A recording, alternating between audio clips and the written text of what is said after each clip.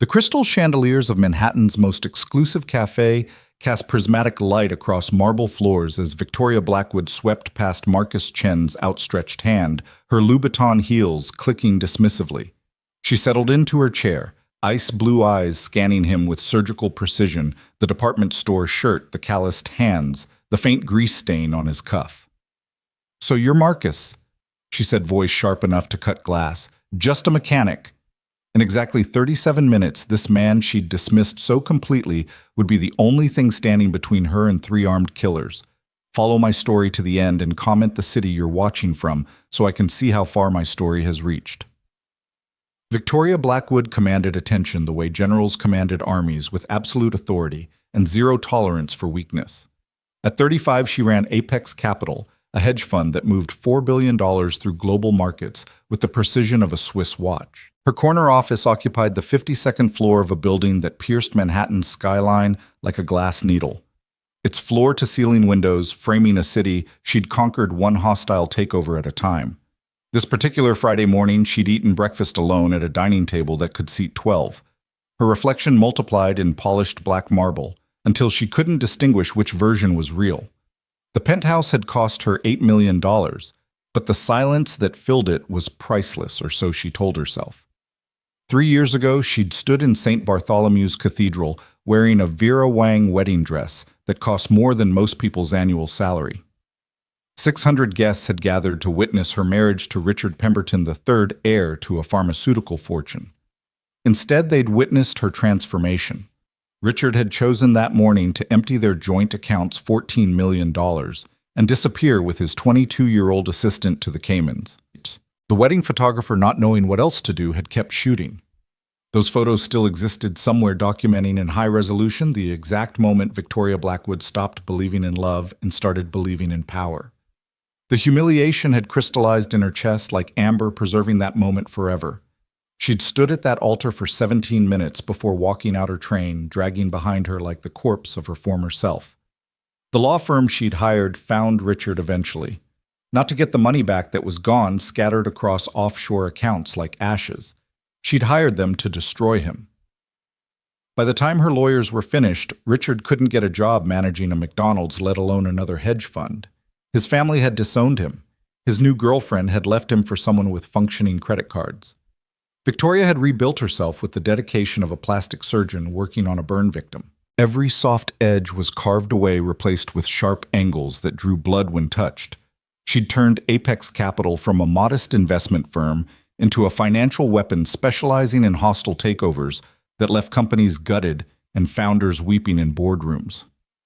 "Vulnerability is death," she'd told a reporter from Forbes who'd asked about her management style. "I don't hire people who need hand-holding. I hire killers who know that second place is just the first loser." The reporter had included that quote in a profile titled "The Ice Queen of Wall Street." Victoria had framed it. Marcus Chen moved through the world with the careful stillness of someone who'd learned that the most dangerous threats rarely announced themselves. At 37, he carried himself like a man walking through a minefield he'd memorized, but never quite trusted. Those scarred hands that Victoria saw only as evidence of manual labor had once assembled M4 rifles in pitch darkness, had held pressure on wounds that wouldn't stop bleeding, had built his daughter Emma a treehouse that could withstand a Category 3 hurricane. The oil stain on his cuff wasn't carelessness, it was kindness. He'd fixed Mrs. Rodriguez's car at 5:30 that morning so she could make her shift at the hospital. She'd tried to pay him, but he'd refused. Her son was in his unit in Afghanistan. Had been. The least Marcus could do was keep his mother's ancient Honda running.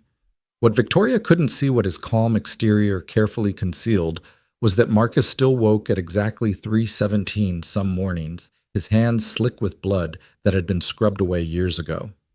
4 years since Helmand Province, but his body hadn't gotten the message that the war was over. He still mapped escape routes in every building he entered. Still counted people in every room, noted their positions, their hands, their potential as threats or casualties. The civilian world wanted him to forget his training, to pack it away with his dress blues and his Purple Heart. But training had become his skeleton. Remove it, and he'd collapse. He turned down private military contracts worth $200,000 a year because Emma needed a father who came home every night with grease under his fingernails, not one who might come home in a flag-draped box. His ex-wife Sarah hadn't understood that. She'd wanted the man who'd left for his first deployment, cheerful, optimistic, quick to laugh. That man had died somewhere between Kandahar and Kabul, replaced by someone who checked the locks 4 times before bed and kept a loaded Glock in a biometric safe. "You're not the man I married," Sarah had said during their last fight, and she'd been right. The man she'd married wouldn't have survived what he'd seen. This new version, quieter, watchful, dangerous, had kept breathing when better men hadn't. Their mutual friend Ashley Novak had orchestrated this meeting with the precision of a military operation. She'd told Victoria it was a business contact regarding classic car investments. She'd told Marcus that a potential client needed restoration work on a vintage Mustang. Both stories were lies wrapped in just enough truth to be believed. Ashley had known them both since college, had watched Victoria's transformation from a woman who'd loved Renaissance poetry to one who quoted Sun Tzu's Art of War in board meetings. She'd seen Marcus return from his 3rd deployment fundamentally rewired, like someone had replaced his operating system while keeping the same hardware. "You need to remember what it feels like to be human," Ashley had told Victoria over drinks the week before. "I am human," Victoria had replied. "I'm just not weak." Those aren't mutually exclusive. In my experience, they are. With Marcus, Ashley had been more direct. "You need to meet someone who won't treat you like you're broken." "I am broken," he'd said, simply adjusting a carburetor in his garage while Emma did homework at his workbench. "No, you're repaired. There's a difference. Repaired things are often stronger than they were originally." Now in the gleaming cafe that charged $18 for a latte, Victoria studied Marcus like he was a hostile takeover target. She noted the Timex watch, practical, inexpensive, precisely 3 minutes fast. Military habit, she assumed correctly. The slight favor of his left side suggested an old injury. The way his eyes tracked every movement in the cafe spoke of hypervigilance that probably exhausted him. "Working with your hands," she mused, stirring her latte with deliberate slowness. "Must be so liberating. No board meetings, no quarterly projections, no real consequences beyond whether an engine starts." She smiled, the expression sharp enough to leave scars. "Though I imagine the intellectual stimulation plateaus quickly. What do you think about under those cars?" "Grocery lists, sports scores." Marcus recognized the interrogation technique immediately. "Establish superiority. Probe for weakness. Maintain psychological distance." He'd used similar tactics in Afghanistan, though, usually with less expensive coffee involved. He noticed things about her that she'd carefully hidden. The way her fingers drummed against the table in patterns that suggested anxiety medication, Xanax probably, or Klonopin. The designer sunglasses she kept touching, ready to deploy like armor if needed. The way she'd positioned her phone for easy recording, probably a habit from contentious business meetings. The slight tremor in her left hand that she covered by keeping it in constant motion. "Yesterday I thought about viscosity," he said evenly, his Oklahoma accent barely a whisper after years of conscious suppression. "How oil behaves under extreme pressure. How something designed to reduce friction can under the wrong conditions become destructive, like when it burns too hot and turns to sludge, destroying the very engine it's meant to protect." He paused, meeting her gaze directly. "Also thought about my daughter's science project on Venus. Did you know the atmospheric pressure there is 90 times what we experience on Earth? It would crush a human in seconds. Makes you appreciate breathing." Victoria's smile flickered. She hadn't expected resistance, certainly not delivered with such surgical precision. The metaphor wasn't lost on her. She was the oil burning too hot, destroying what she was meant to protect. "How wonderfully esoteric," she said, leaning back in calculated dismissal. "Though I suppose someone has to understand the mundane mechanics. Yesterday, I closed a $300 million acquisition that will reshape the biotech industry. 14,000 jobs restructured for efficiency." "Restructured," Marcus repeated, tasting the word. "That's a pleasant way to say fired. It's an accurate way to say optimized. How many of those 14,000 have kids? Mortgages, medical bills." Victoria's eyes flashed dangerously. "The market doesn't care about individual sob stories. Evolution doesn't stop for the weak. Neither did Pol Pot." The comparison landed like a slap wrapped in silk. Victoria set down her cup hard enough to crack the saucer. Are you comparing me to a genocidal dictator? I'm comparing philosophies. The strong survive, the weak perish. It's efficient, brutal, and it assumes that strength is measured only in one dimension. He shifted slightly, a movement that would have been imperceptible to anyone who hadn't spent years reading body language for survival. Funny thing about evolution, though, it's not the strongest that survive, it's the most adaptable. Adapt or die. I chose to adapt. Into what? The question hung between them, deceptively simple and devastatingly precise. Victoria felt something crack in her chest, hairline, fractures in armor she'd spent 3 years forging.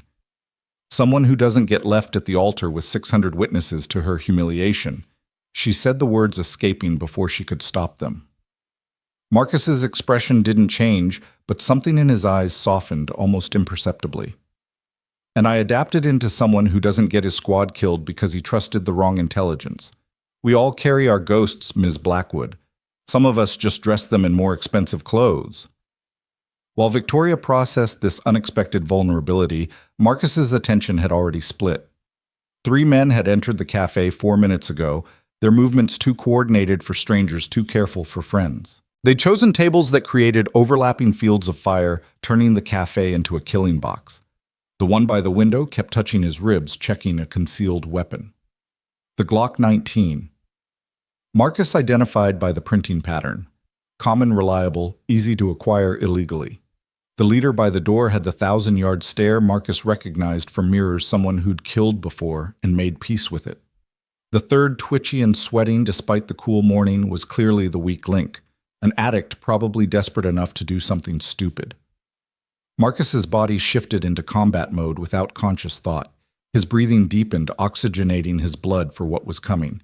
His peripheral vision expanded, taking in every potential weapon, every piece of cover, every civilian who might become a casualty. Calculate distances: 8 feet to the nearest hostile, 12 to the kitchen and its knives, 15 to the exit, 23 civilians in the blast radius if this went loud. Inventory weapons. Ceramic plates that could be thrown or shattered into cutting implements, glass pitcher heavy enough to fracture a skull. The tactical pen he carried from habit, a gift from a squad mate who'd said, "Just because you're out doesn't mean you're safe." "Would you mind switching seats?" Marcus interrupted Victoria mid-sentence about a leveraged buyout in Tokyo. His voice carried a new authority that made her pause. "I need to face the door." She laughed, bright and cutting. "How delightfully paranoid. Do you think someone's going to rappel through the windows? This is Tribeca, not Tora Bora." "Please." The word carried weight that had nothing to do with politeness. Something in his eyes, a hardness that hadn't been there moments before, made her comply. As they switched, she added, "I suppose this is some macho military thing. Ashley mentioned you served. Couldn't hack civilian life." The insult barely registered. Marcus was watching the leader's hand disappear inside his jacket, the movement too practiced to be casual. The other 2 had stopped pretending to drink their coffee. Whatever was about to happen had passed the point of no return. His hand found his phone thumb hovering over 911, but he knew it would be too late. Response time in this part of Manhattan averaged 4 minutes. These men would be finished in 2. "Listen carefully," he said, voice dropping to barely above a whisper. "In about 30 seconds, something bad is going to happen. When it does, you go low and left toward the kitchen. Don't ask questions. Don't hesitate. Don't look back. Can you do that?" Victoria started to laugh again, but the sound died in her throat. His entire demeanor had changed. The mild-mannered mechanic was gone, replaced by something that made her primitive brain scream danger. Not danger to her, danger to anyone who threatened her. "What are you talking about? Can you do that?" He repeated each word precise as a bullet. She nodded, unable to speak. Her body had recognized what her mind was still processing. She was sitting across from a predator who'd chosen to protect rather than hunt. The college-aged waitress approaching the 3 men never stood a chance. She was new, probably her first week, still learning to balance the heavy trays while navigating between tables. Her sneaker caught on something, a bag strap, a chair leg, nothing, and time dilated the way it does before catastrophe. The tray crashed down, coffee exploding across marble in patterns that looked like blood spatter. The man by the window jumped up, cursing his jacket flying open. The Glock was clearly visible black polymer against white shirt death, given form and function. For a moment, nobody moved. The cafe held its breath reality, refusing to process what everyone was seeing. Then training took over and Marcus's hand shot across the table, gripping Victoria's wrist hard enough to bruise. Now! The world exploded into chaos. 3 guns appeared simultaneously, choreographed like a deadly ballet. The men moved with the coordination of people who'd rehearsed this moment, probably in some abandoned warehouse, probably high on adrenaline and desperation. Everyone on the ground, this is a robbery, nobody moves, nobody dies. The leader's voice cracked on the last word, revealing his age, maybe 25 too young for the weight, in his eyes, too old for what he was about to do. Victoria's mind, that beautiful machine that could process market fluctuations and hostile takeovers with computer-like efficiency, simply stopped. The gun pointed at the ceiling looked impossibly large, impossibly real. Her body wouldn't respond to commands. She'd negotiated billion-dollar deals, crushed competitors, built an empire from spite and ambition. None of it mattered now. She was 7 years old again, hiding in her bedroom closet while her parents screamed downstairs, their marriage dying in real time, helpless and small and terrified. Marcus moved before thought, his hand pulling her down and under the table with enough force to send her Louboutin skittering across marble. His body positioned itself between her and the gunman, a human shield she hadn't asked for and didn't deserve. "Stay down," he commanded, his voice different now. Not the gentle mechanic or patient father, but something forged in places where orders meant survival. "Don't look at them. Don't be memorable. Control your breathing. In for 4, hold for 4, out for 4. Do it now." His own breathing had already shifted, oxygen flooding his system for what was coming. The familiar cocktail of adrenaline and absolute calm washed through him. Time dilated the way it always did before violence, seconds stretching into hours, allowing him to see everything, process everything, plan everything. The nearest gunman, the addict, was harassing an elderly couple, yanking the woman's purse hard enough to send her sprawling. Her cry of pain made him laugh high and manic. "That's right, Grandma, hand it all over, jewelry too. That wedding ring looks expensive." He was 6 feet away now, close enough that Marcus could smell the sour sweat of withdrawal, see pupils contracted to pinpoints, track the tremor in his gun hand. An addict robbing for a fix was unpredictable but vulnerable. Reaction times compromised, peripheral vision narrowed, decision-making impaired. Victoria pressed herself against the floor, feeling cold marble through her silk blouse, worth more than most people's monthly rent. She could see Marcus's hand around the water pitcher fingers, testing its weight with the same precision she used evaluating portfolios. There was no hesitation in his movements, no fear, just calculation. She watched him breathe steady as a metronome, while her own breath came in panicked gasps that made her dizzy. The fluorescent lights suddenly seemed too bright, sounds too loud, everything too much. Her body was betraying her, reverting to prey when she'd spent 3 years becoming a predator. When the addict was close enough, Marcus moved with violence so precise it looked choreographed. The pitcher became a weapon, swinging in an arc that connected with the man's temple, with a wet crack that made Victoria's stomach lurch. The gunman dropped instantly, his weapon clattering away across marble that was now splattered with blood. Marcus was already moving, scooping up the gun with practiced efficiency, checking the chamber in a motion so automatic it looked like breathing. Press check magazine, release magazine, reinsert chamber round. The muscle memory of 1,000 repetitions in training, 10,000 in combat. Kitchen, move. He hauled Victoria to her feet, half carrying her as bullets shattered the coffee machine they'd been sitting beside moments before. The sound was impossibly loud, a physical force that made her ears ring. She stumbled, her designer heels worse than useless, her body not designed for this kind of movement. Without hesitation, Marcus's arm went around her waist, lifting her partially off the ground as he moved them both behind the relative safety of the service counter. The marble was thick enough to stop handgun rounds, probably. He'd seen similar material fail in Baghdad, but this wasn't the time for probability calculations. Victoria's mind struggled to process what she was seeing. This man she'd dismissed as simple, whom she'd mocked for his blue-collar job, moved like something out of a Bourne movie. Every action, economical, purposeful, lethal. When he checked corners, when he moved through space, When he held the weapon, it all spoke of years of training, of muscle memory earned in places where mistakes meant closed caskets and folded flags. Two hostiles remaining, he said more to himself than her. Leader at 12 o'clock using the mother as shield. Second shooter flanking left, trying to pin us down. His free hand found her face, forcing her to look at him. His eyes were calm, focused, absolutely certain. Victoria, I need you to listen. When I move, you go through that kitchen door. There's an exit to the alley. Run and don't stop. Understand? She nodded, unable to speak. Her designer armor was gone, stripped away by terror, leaving only the core of who she was, a woman who'd built walls so high she'd forgotten they were still made of paper. The leader's voice cut through chaos. Come out, hero! Come out or I start shooting civilians. You've got 5 seconds. 5. A child's scream pierced the air.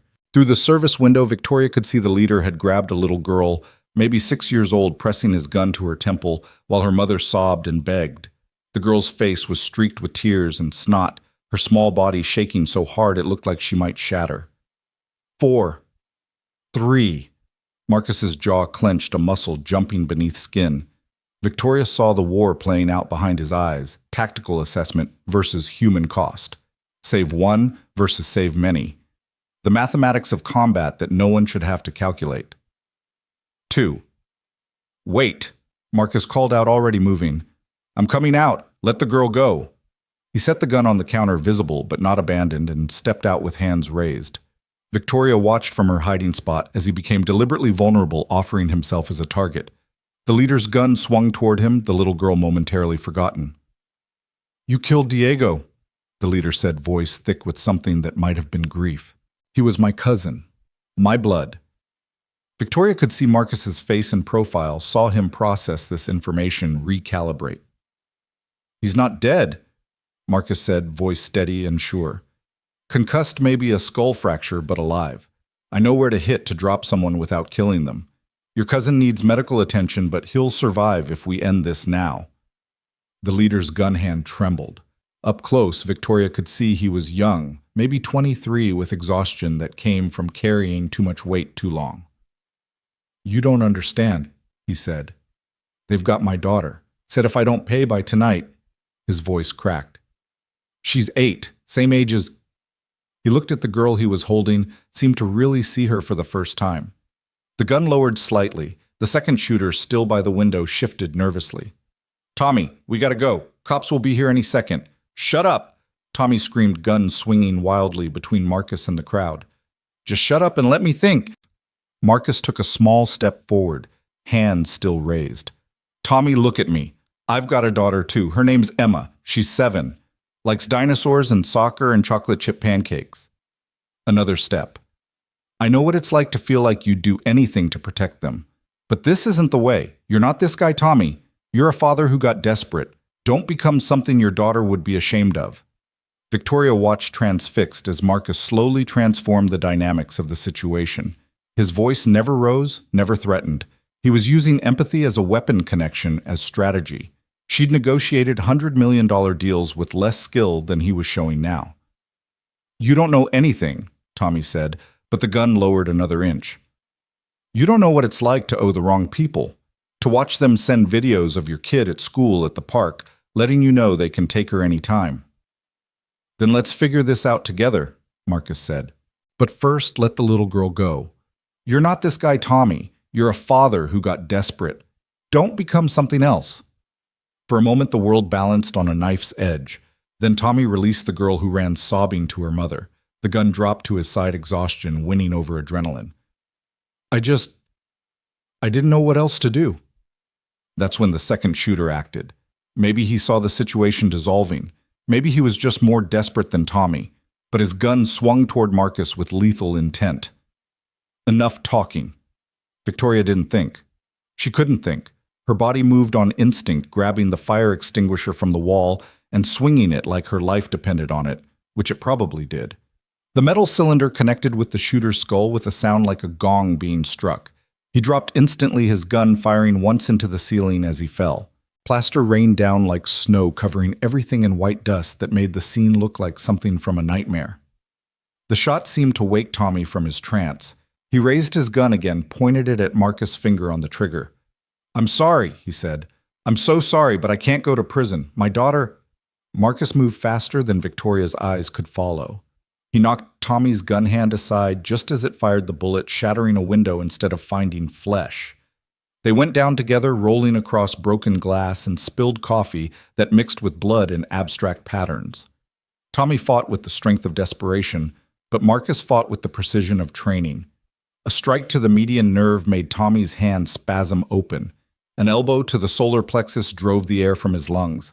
A careful chokehold, held just long enough, sent him into unconsciousness.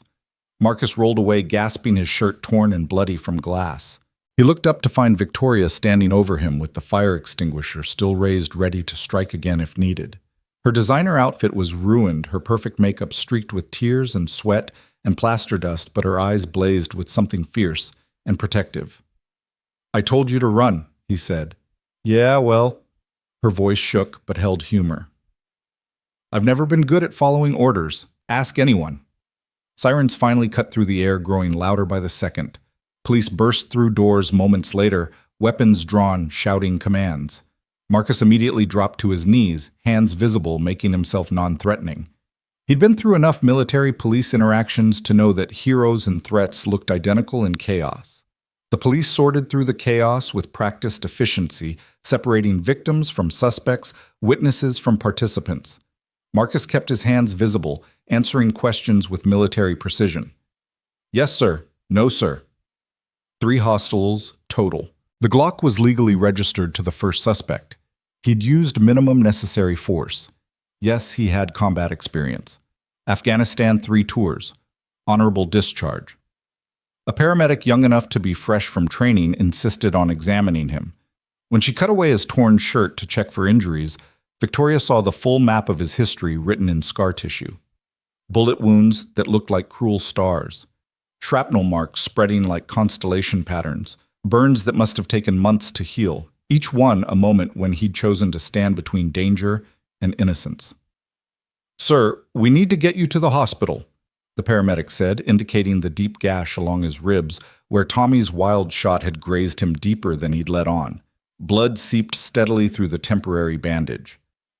"I'm fine," Marcus protested, but his face had gone pale beneath his tan adrenaline no longer masking pain.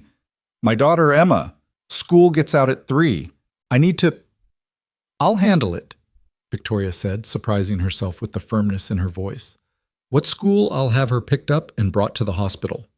Marcus studied her face, this woman who'd spent 2 hours dissecting his supposed failures, who'd wielded her success like a scalpel to vivisect his life choices. The woman who'd just saved his life with a fire extinguisher and reflexes he hadn't expected. Why? The question hung between them, demanding honesty. "Because," she said slowly, "you just bled for strangers, for me. After I—" She couldn't finish, couldn't voice the cruelty she'd shown. "Please, let me do this one thing." He gave her the school information and his ex-wife's contact for the pickup list. As paramedics loaded him into the ambulance, Victoria climbed in without asking permission. "Ma'am, are you family?" the paramedic asked. I'm with him," Victoria said, the words feeling strange in her mouth. The ride to Mount Sinai took 12 minutes through Manhattan traffic sirens, carving a path through the urban maze.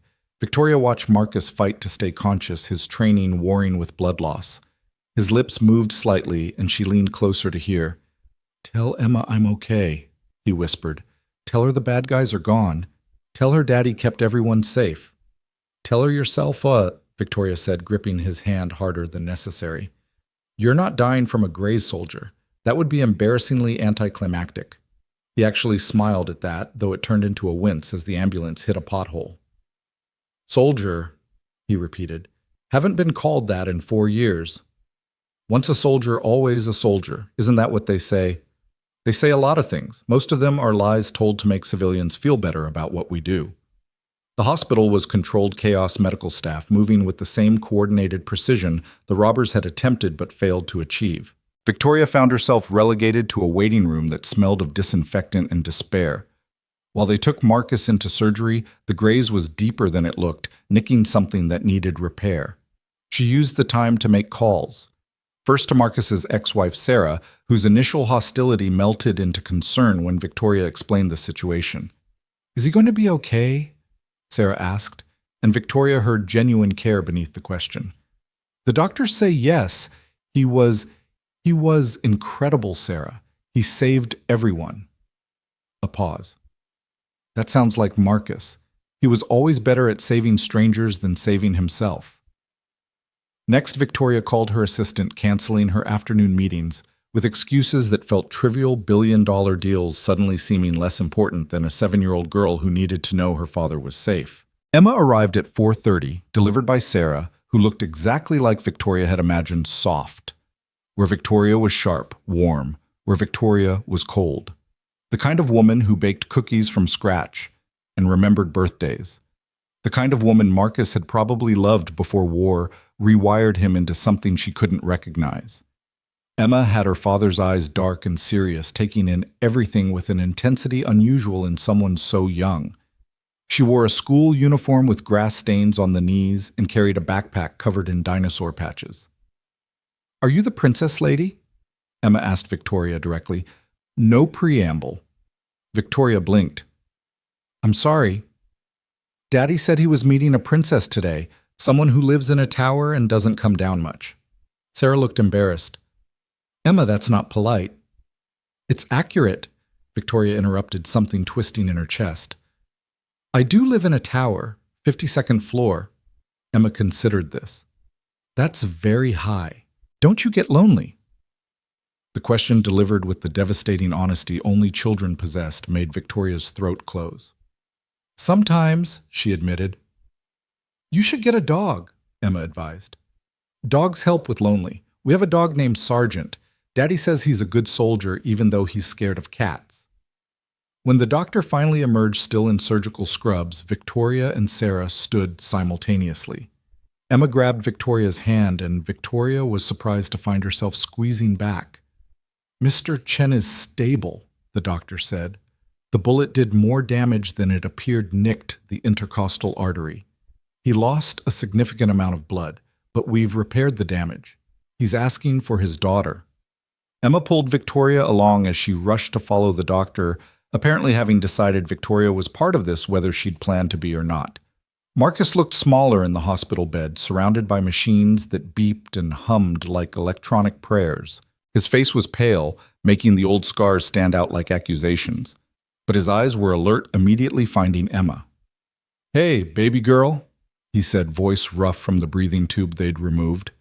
Emma climbed carefully onto the bed, curling against his uninjured side with the practice of someone who'd done this before. "Mom said you were a hero," she said. Again. "Just did what needed doing." "That's what you always say." Victoria stood awkwardly by the door, feeling like an intruder in this intimate moment, but Marcus's eyes found hers over Emma's head. "You stayed," he said, surprised. "You bled," she replied, as if that explained everything. "Maybe it did." Sarah touched Victoria's arm. "Thank you for calling me, for making sure Emma got here safely." "It was nothing." "No," Sarah said firmly. "It wasn't.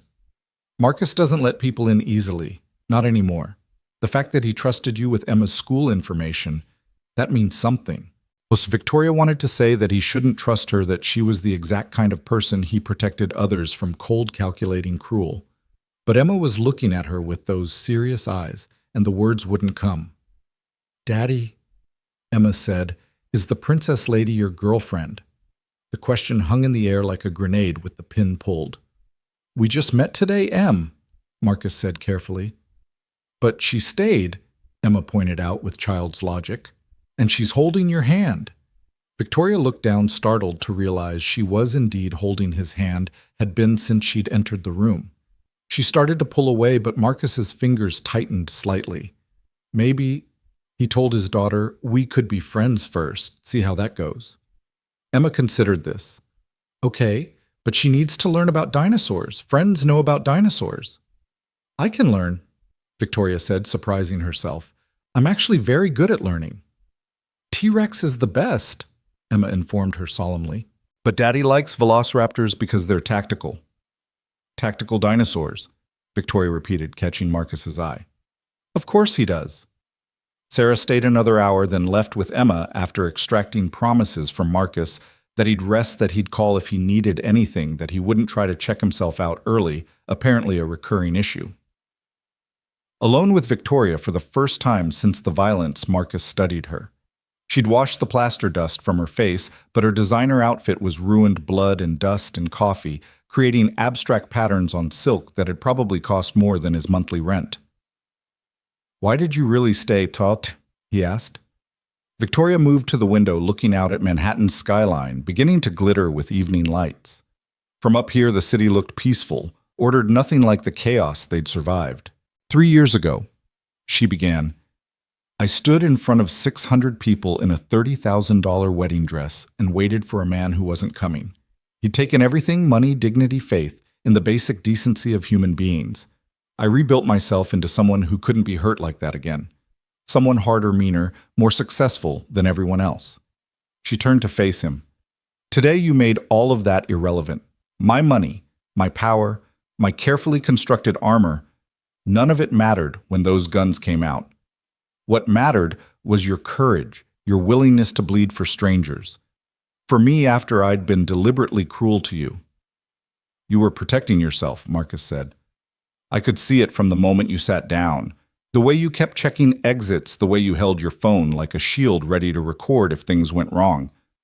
Something happened to you that made you decide attack was safer than vulnerability. And you just saw that in 5 minutes?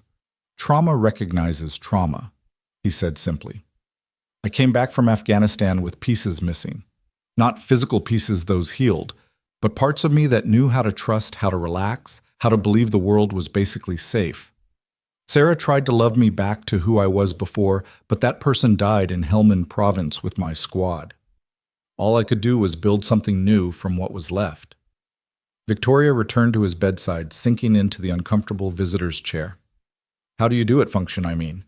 Build something from the wreckage. One day at a time. Emma helps. Kids don't let you maintain distance.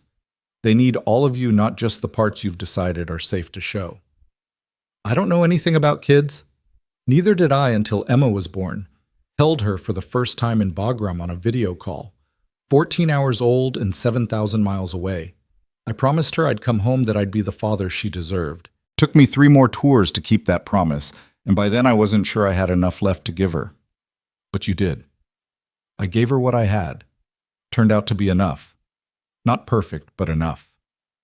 They sat in comfortable silence, the hospital's nocturnal symphony, playing around them, distant voices rolling carts, the eternal beeping of machines keeping watch. I should go, Victoria said eventually. Let you rest. You could stay, Marcus offered. That chair reclines, probably. Why would you want me to stay, after how I treated you? Because you swung a fire extinguisher at an armed man to save my life. Because you held my daughter's hand when she was scared. Because underneath all that armor, I think there's someone worth knowing. Victoria felt tears threaten the first she'd allowed since that morning 3 years ago, when she'd stood at an altar in front of everyone she knew and realized she was alone. I don't know how to be worth knowing anymore, she admitted. Then we'll figure it out together, if you want. She stayed. The chair did recline barely, and she dozed fitfully, waking every time Marcus shifted or made a sound of pain. Around 3 a.m, she knew because she checked her phone. She heard him mumbling, caught in some nightmare. Jackson, stay down, medic. We need a medic here. She moved to his bedside, took his hand, spoke softly. Marcus, you're safe. You're in New York. The war's over. His eyes snapped open, wild and unfocused, seeing some Afghan mountainside instead of a hospital room. They're in the wire, he said urgently. They're in the wire, and Jackson's hit, and Marcus. She made her voice firm, authoritative, the voice that commanded boardrooms. Look at me. You're in Mount Sinai Hospital. It's April 15th, 2024. You saved everyone in the cafe today. Emma was here earlier. She's safe. Everyone's safe. Slowly, his eyes focused on her face. The past released its grip reluctantly, leaving him gasping like he'd been underwater.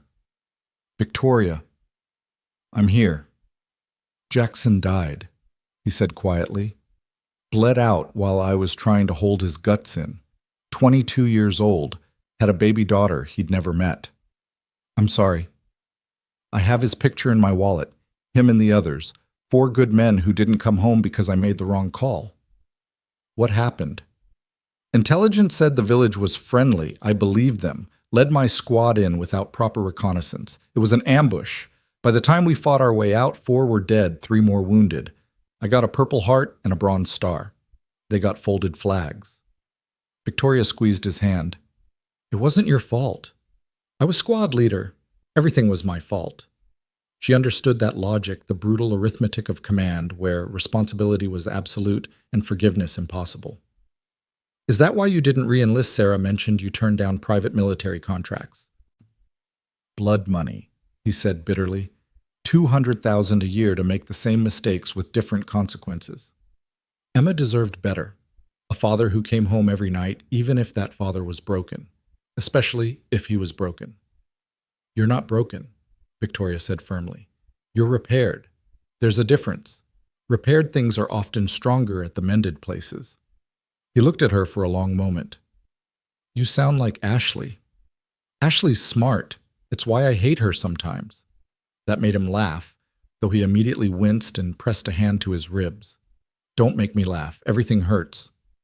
Good. Maybe next time you'll think twice before offering yourself as a hostage.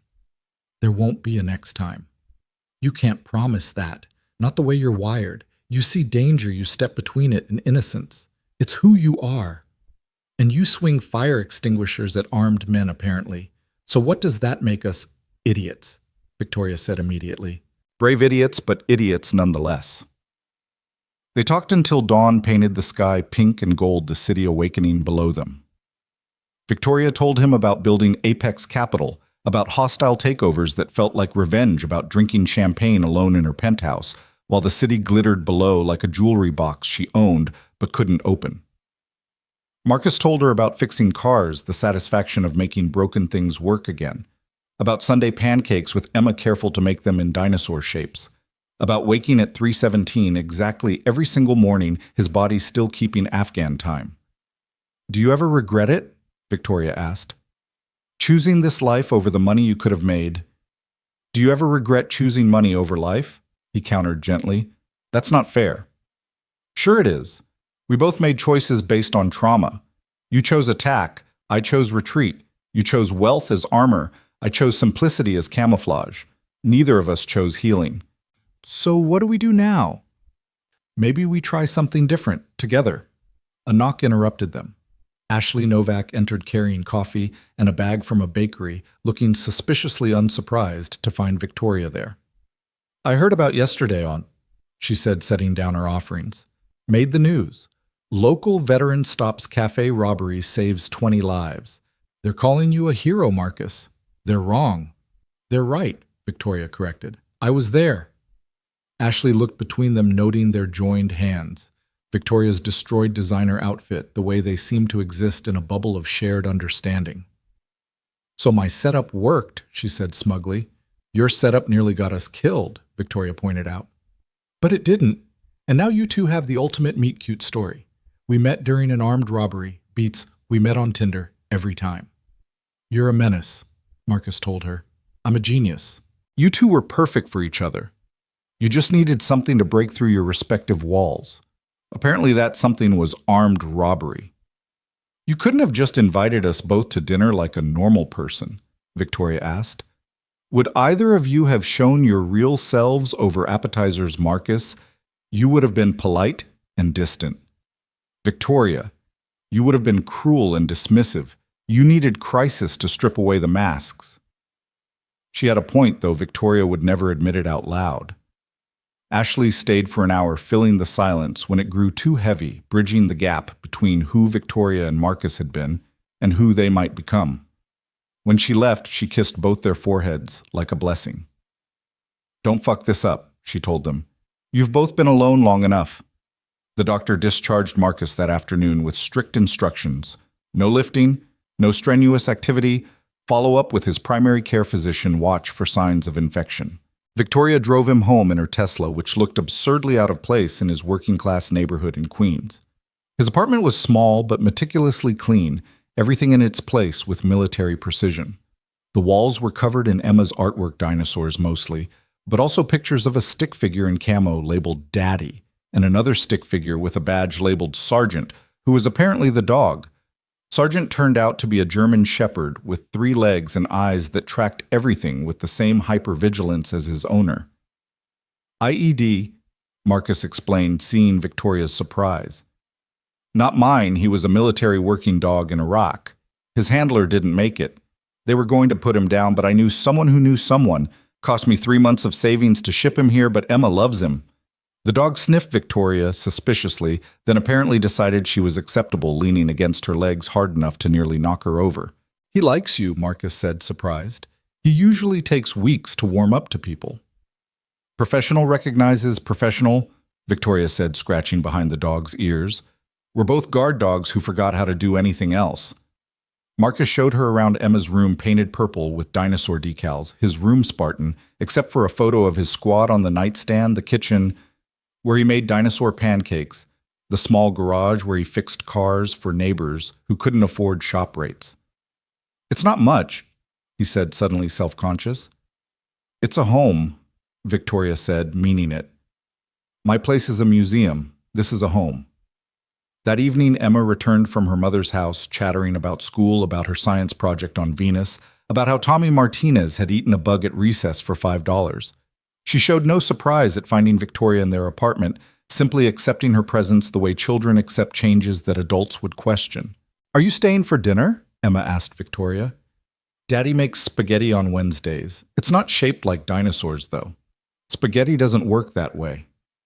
I should go, Victoria said, suddenly aware she'd been there for hours. I have work. Stay, Marcus said quietly. Please. So she stayed, helping Emma set the table with mismatched plates while Marcus moved carefully around the kitchen, favoring his injured side, but refusing to let Victoria take over. I've been cooking for Emma since she was 3, he said. A few stitches aren't going to stop me now. The spaghetti was simple jarred sauce, nothing fancy, but watching Marcus and Emma's practiced rhythm, the way they moved around each other in the small kitchen, Victoria felt something she hadn't experienced in years, longing for something money couldn't buy. Do you know about Venus? Emma asked Victoria over dinner. Tell me. The pressure there would squish you flat in 1 second. Daddy says it's like being under 900 meters of ocean, except the ocean is made of carbon dioxide, and the temperature is 900 degrees. That's very specific. Daddy helps with my projects. He's good at math. Emma twirled her spaghetti expertly. Are you good at math? I run a hedge fund. Math is basically my job. Emma considered this. So you could help with my project too. Victoria caught Marcus's eye. He was watching her carefully, gauging her reaction to his daughter's casual inclusion of her in their life. If your dad says it's okay, Victoria said. It's okay, Emma decided before Marcus could respond. We need all the help we can get. Tommy Martinez is doing Jupiter, and he has 2 parents helping. After dinner, Victoria helped with dishes while Emma did homework at the kitchen table, Sergeant sprawled beneath her feet. The domesticity of it made Victoria's chest tight. She kept waiting for the moment when it would feel wrong, when her presence would seem intrusive, but it never came. You're good with her, Marcus said quietly, handing her a plate to dry. She's easy to be good with. She's like you, direct, honest, no games. She's better than me. Still believes people are basically good. You don't? I believe people are basically people, capable of both good and evil, often in the same moment. The men who tried to rob the cafe, were they evil? Victoria considered. Tommy wasn't. He was desperate. And if his daughter had really been kidnapped, if paying ransom was the only way to save her, would robbing the cafe have been evil then? I don't know. Neither do I. That's what war taught me. Morality is cleaner in theory than practice. Those men I killed in Afghanistan, they were sons, fathers, brothers. They believed they were protecting their families, their way of life. Were they evil? They were trying to kill you, and I was invading their country. From their perspective, I was evil. Victoria dried the last plate, slowly processing this. So how do you live with that, the ambiguity? You do what you think is right in the moment with the information you have. You protect who you can, you try to minimize harm, and you accept that sometimes there are no good choices, only necessary ones. Like offering yourself as a hostage, like swinging a fire extinguisher at an armed man. They looked at each other across the small kitchen, two damaged people recognizing something in each other that might be either salvation or destruction. "Daddy?" Emma called from the table. "How do you spell atmospheric?" The moment broke, but its echo remained. Victoria left at 9 after Emma's bedtime ritual, which apparently involved 3 stories, 2 songs, an extensive negotiation about whether Saturday's soccer game meant she could stay up late Friday. "Will you come to my game?" Emma asked Victoria from her purple bed. Victoria looked at Marcus, who nodded slightly. "If you want me there." "I do. You can explain the offside rule to Daddy. He still doesn't get it." "I get it," Marcus protested. "I just think it's unnecessarily complicated." "Everything's complicated to you," Emma said, with the devastating honesty of children. "That's why you're always thinking so hard." Outside by Victoria's Tesla, the spring night was warm and full of promise. The sounds of the neighborhood music from open windows, kids playing despite the hour, dogs barking, conversations, created a symphony completely different from the manufactured quiet of Victoria's penthouse. "Thank you," Marcus said. "For today. For staying." "Thank you for not dying," Victoria replied, aiming for light but hitting something deeper. "I should warn you," he said. "If you come Saturday, you're entering the soccer parent ecosystem. It's more dangerous than Afghanistan. Those mothers are ruthless. I negotiate hostile takeovers for a living. I think I can handle suburban soccer moms." Famous last words. They stood there, neither moving toward goodbye nor hello, suspended in the space between what was and what might be. "I don't know how to do this," Victoria admitted. "Date or whatever this is. I haven't been on a real date since Richard." "This wasn't exactly a typical first date." "No, but maybe that's good. Typical hasn't worked for either of us." Marcus stepped closer, close enough that she could smell his soap, something simple and clean, nothing like the expensive cologne Richard had worn. "Can I kiss you, he asked.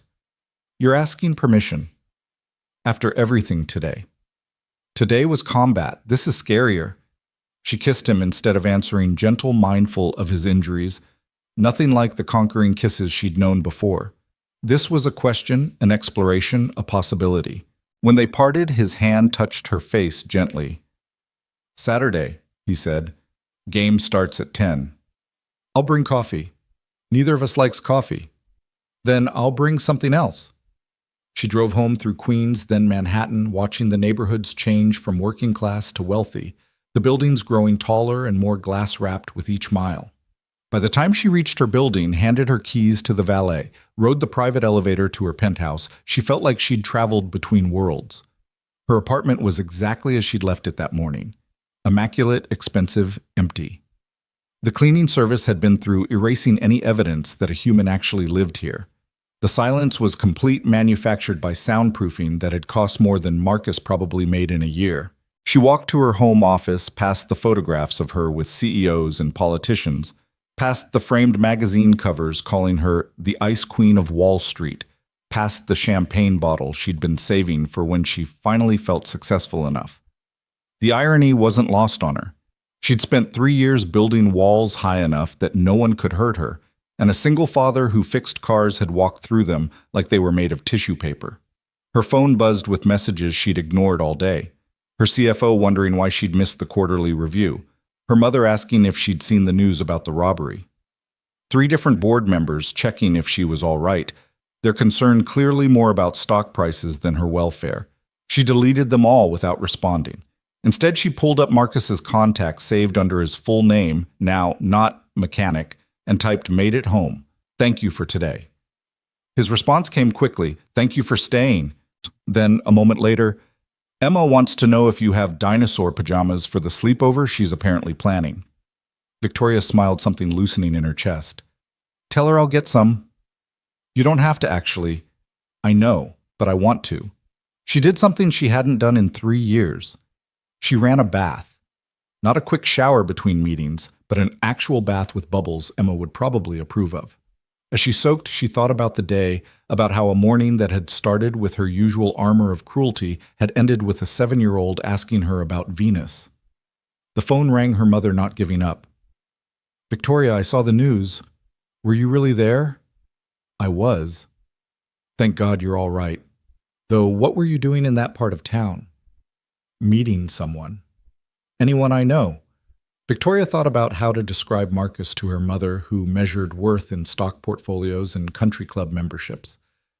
"No, he's different." "Different how?" "He fixes cars.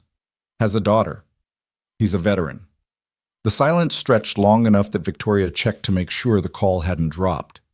"You're dating a mechanic." Her mother's voice pitched high with disbelief. "I'm considering it."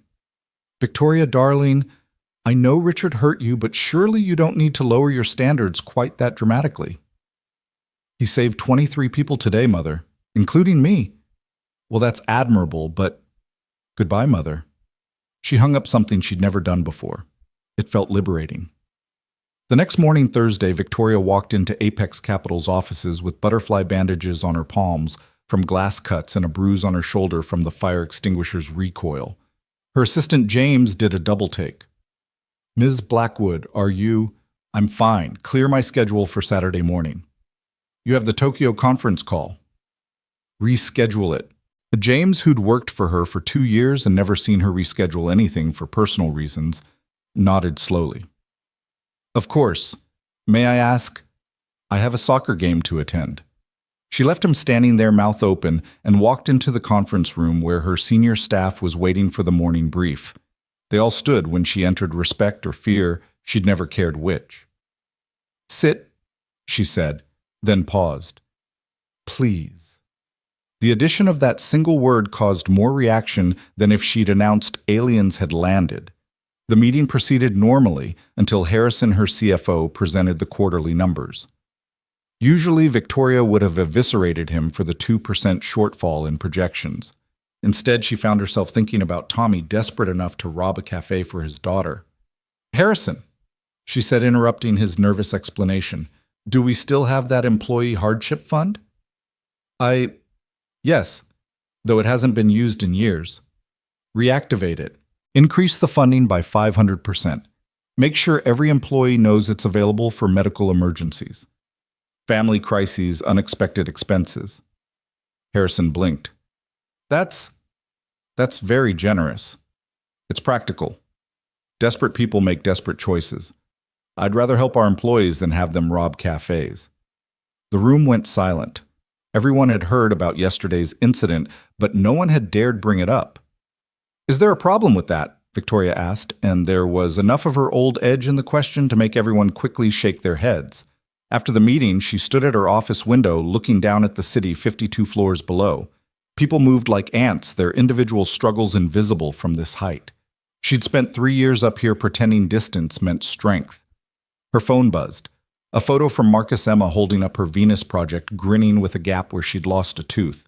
"Science fair is next Tuesday, if you want to come," his message read. "I'll be there," she replied immediately, already mentally rescheduling the board meeting that conflicted. Friday came with spring rain that turned the city gray and impressionistic. Victoria worked from home, something she rarely did, fielding calls from her couch, while watching the rain streak her windows.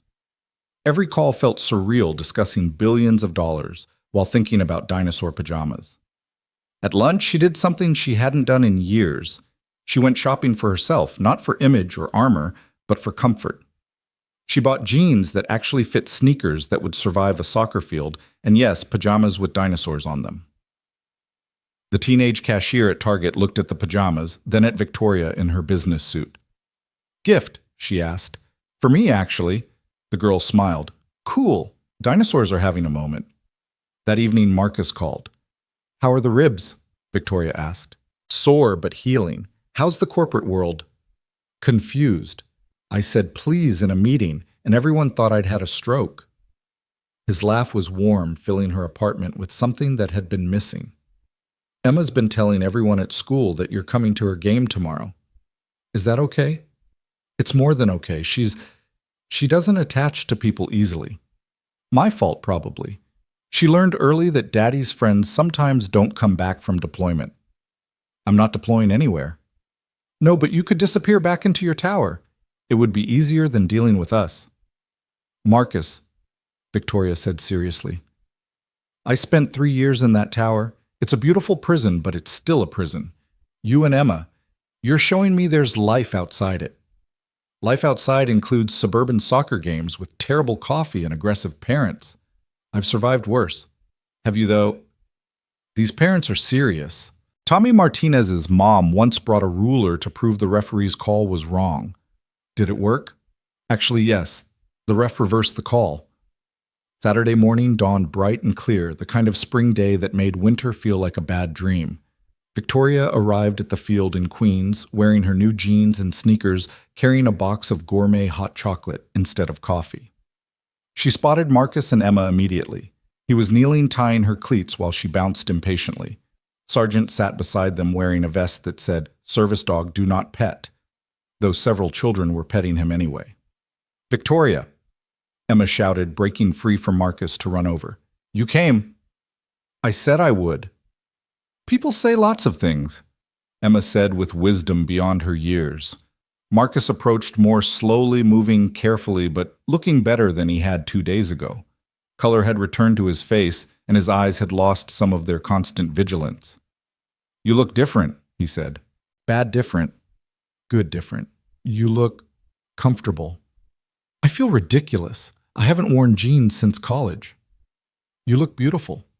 The compliment, simple and sincere, made her chest tight. The soccer field was already crowded with parents setting up folding chairs like they were claiming territory in a gold rush. Victoria recognized the type immediately competitive parents living through their children, the same species that populated private school boards and charity galas, just dressed down for Saturday morning. "That's Tommy's mom," Emma whispered, pointing to a woman with a clipboard and the bearing of a general preparing for war. "She times everything, even water breaks."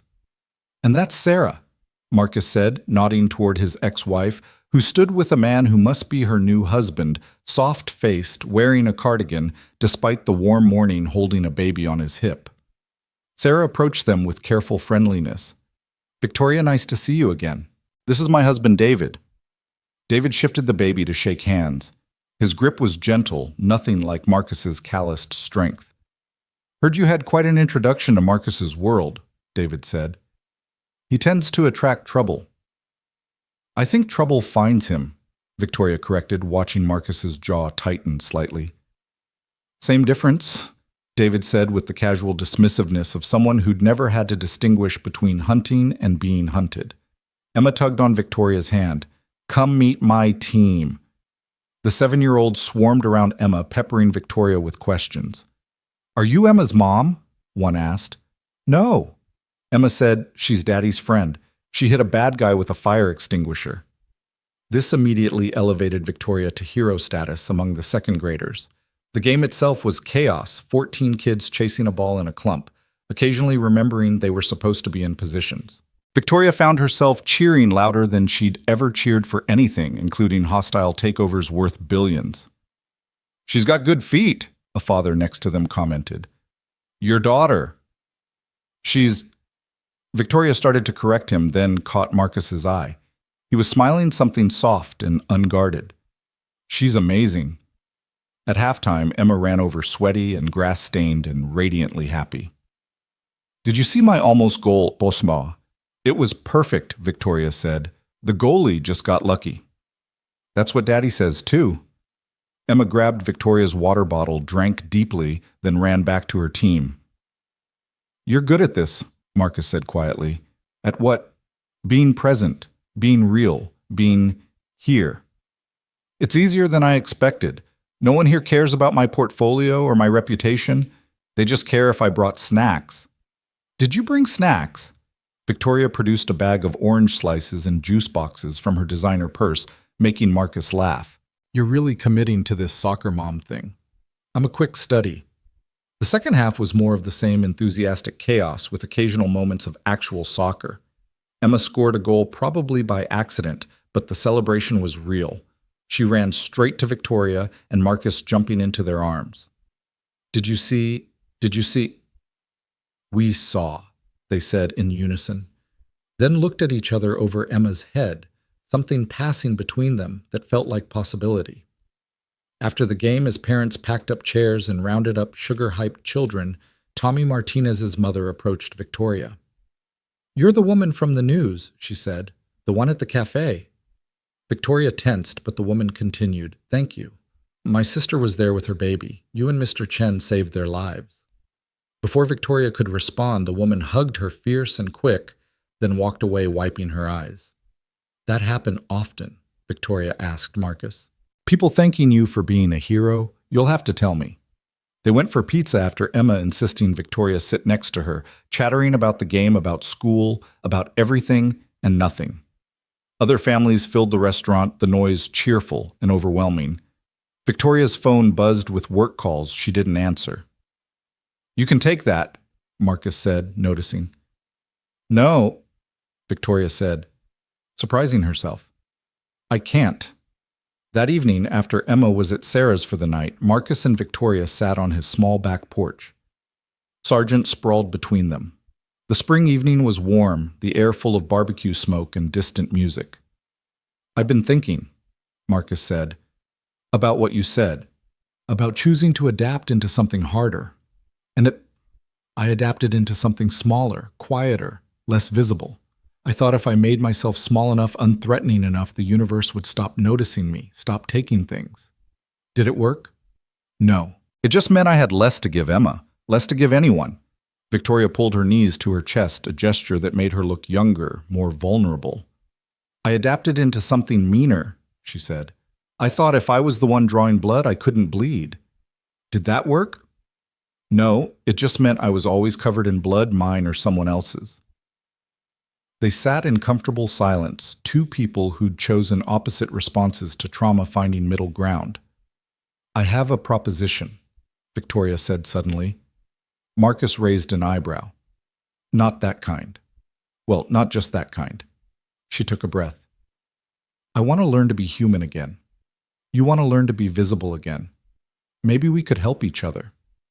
Like exposure therapy. Like practice. You practice taking up space, I practice not taking up all the space. You practice trusting, I practice being trustworthy. We both practice this." She gestured between them. "With Emma involved, it's not just practice," Marcus warned. "She's already attached. If this doesn't work, then we handle it like adults. We put her first. But Marcus, what if it does work?" He looked at her for a long moment. This woman who'd walked into his life wearing armor, worth more than his car, who'd saved his life with a fire extinguisher and terrible aim, who'd brought dinosaur pajamas to his daughter's soccer game. "Okay," he said. "We practice." She kissed him then deeper than before, less careful. His hand tangled in her hair and she felt something in her chest crack open, not breaking, but breaking free.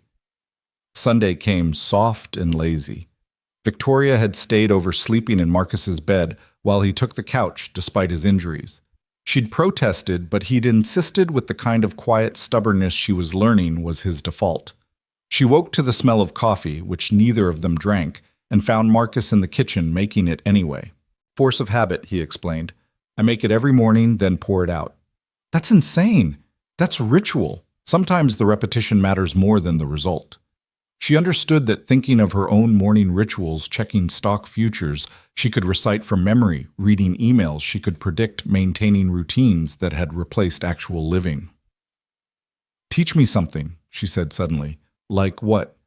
"Something with your hands, something real." He led her to the garage where an old motorcycle sat partially disassembled. 1973 Honda CB750, he said, running his hand along the tank with something approaching reverence. "Found it in a salvage yard. I've been rebuilding it for 2 years." "Why so long?" "No deadline, that's the point. Some things shouldn't be rushed." He showed her how to clean spark plugs, his hands over hers, guiding her through the motion. She was terrible at it, too impatient, too used to delegating anything manual. But his patience was infinite, correcting without criticizing. "Feel that?" he asked as she reinstalled a plug. That little resistance right before it seats properly, so yeah, that's how you know it's right. Too easy means it's cross-threaded. Too hard means you're forcing it. Like people, she said without thinking. Exactly like people. They worked in companionable silence, Victoria's hands gradually becoming greasy, her manicure ruined. She couldn't remember the last time she'd been this dirty or this content. Why did you really come back? She asked eventually. From Afghanistan. You could have stayed, kept deploying. Marcus's hands stilled on the engine. I killed 17 people over there, he said quietly. Confirmed kills, they call them, like they're achievements in a video game. 17 people who had families, dreams, favorite foods. I told myself it was necessary that I was protecting democracy or our way of life, or whatever we were supposed to be doing, but really I was just very good at killing people. He resumed working movements, careful and precise. Emma was born during my second deployment. Sarah sent videos, first smile, first tooth, first step. I was missing everything, and for what? So I could become better at something that was destroying me. I came back because I wanted to build things instead of breaking them, fix things instead of destroying them, be Emma's father instead of America's weapon. Victoria absorbed this thinking about her own choices. I've destroyed dozens of companies, she said, hostile takeovers that left thousands unemployed. I told myself it was business, that I was maximizing shareholder value, but really, I was just very good at breaking things. Why? Because Richard broke me and I decided if I had to be broken, I'd be the sharpest piece in the pile. Marcus turned to face her fully, a socket wrench still in his hand. You're not broken, he said firmly. You're wounded. There's a difference. Is there? Broken things can't be fixed. Wounded things heal, sometimes stronger than before. Is that what we're doing? Healing. Maybe. Or maybe we're just learning to live with our scars. Monday morning arrived too soon. Victoria stood in Marcus's small bathroom trying to make herself presentable for the corporate world with limited resources. Her weekend clothes hung on the back of the door, so different from the armor she was putting back on. You could call in sick, Marcus suggested from the doorway. I own the company. Who would I call? Good point. She turned to face him, fully dressed in her business suit, except for her shoes. I look ridiculous, don't I? Like I'm playing dress-up. You look like someone who lives in two worlds. I don't know how to reconcile them. This Victoria, she gestured at her suit, would eat that Victoria. She pointed at her weekend clothes for breakfast. Or maybe they're both, you just different facets, like Emma. She's different at school than at home, different with me than with Sarah. Still, Emma. When did you become philosophical? 3 a.m. in Afghanistan gives you lots of time to think. She kissed him goodbye at his door, not caring if neighbors saw. Dinner tomorrow? She asked. My place? Your tower? My home? Or what I'm trying to make into one? The drive to Manhattan was schizophrenic. Queens to Midtown, working class, to wealthy Marcus's world to hers. By the time she reached her office, she felt like she'd traveled through time as well as space. James, her assistant, did a double take when she walked in. Ms. Blackwood, you look different. How so? He scrambled for words. Less sharp. Good, she said, surprising him. The day proceeded normally until the afternoon board meeting. Harrison was presenting acquisition targets, companies ripe for hostile takeover.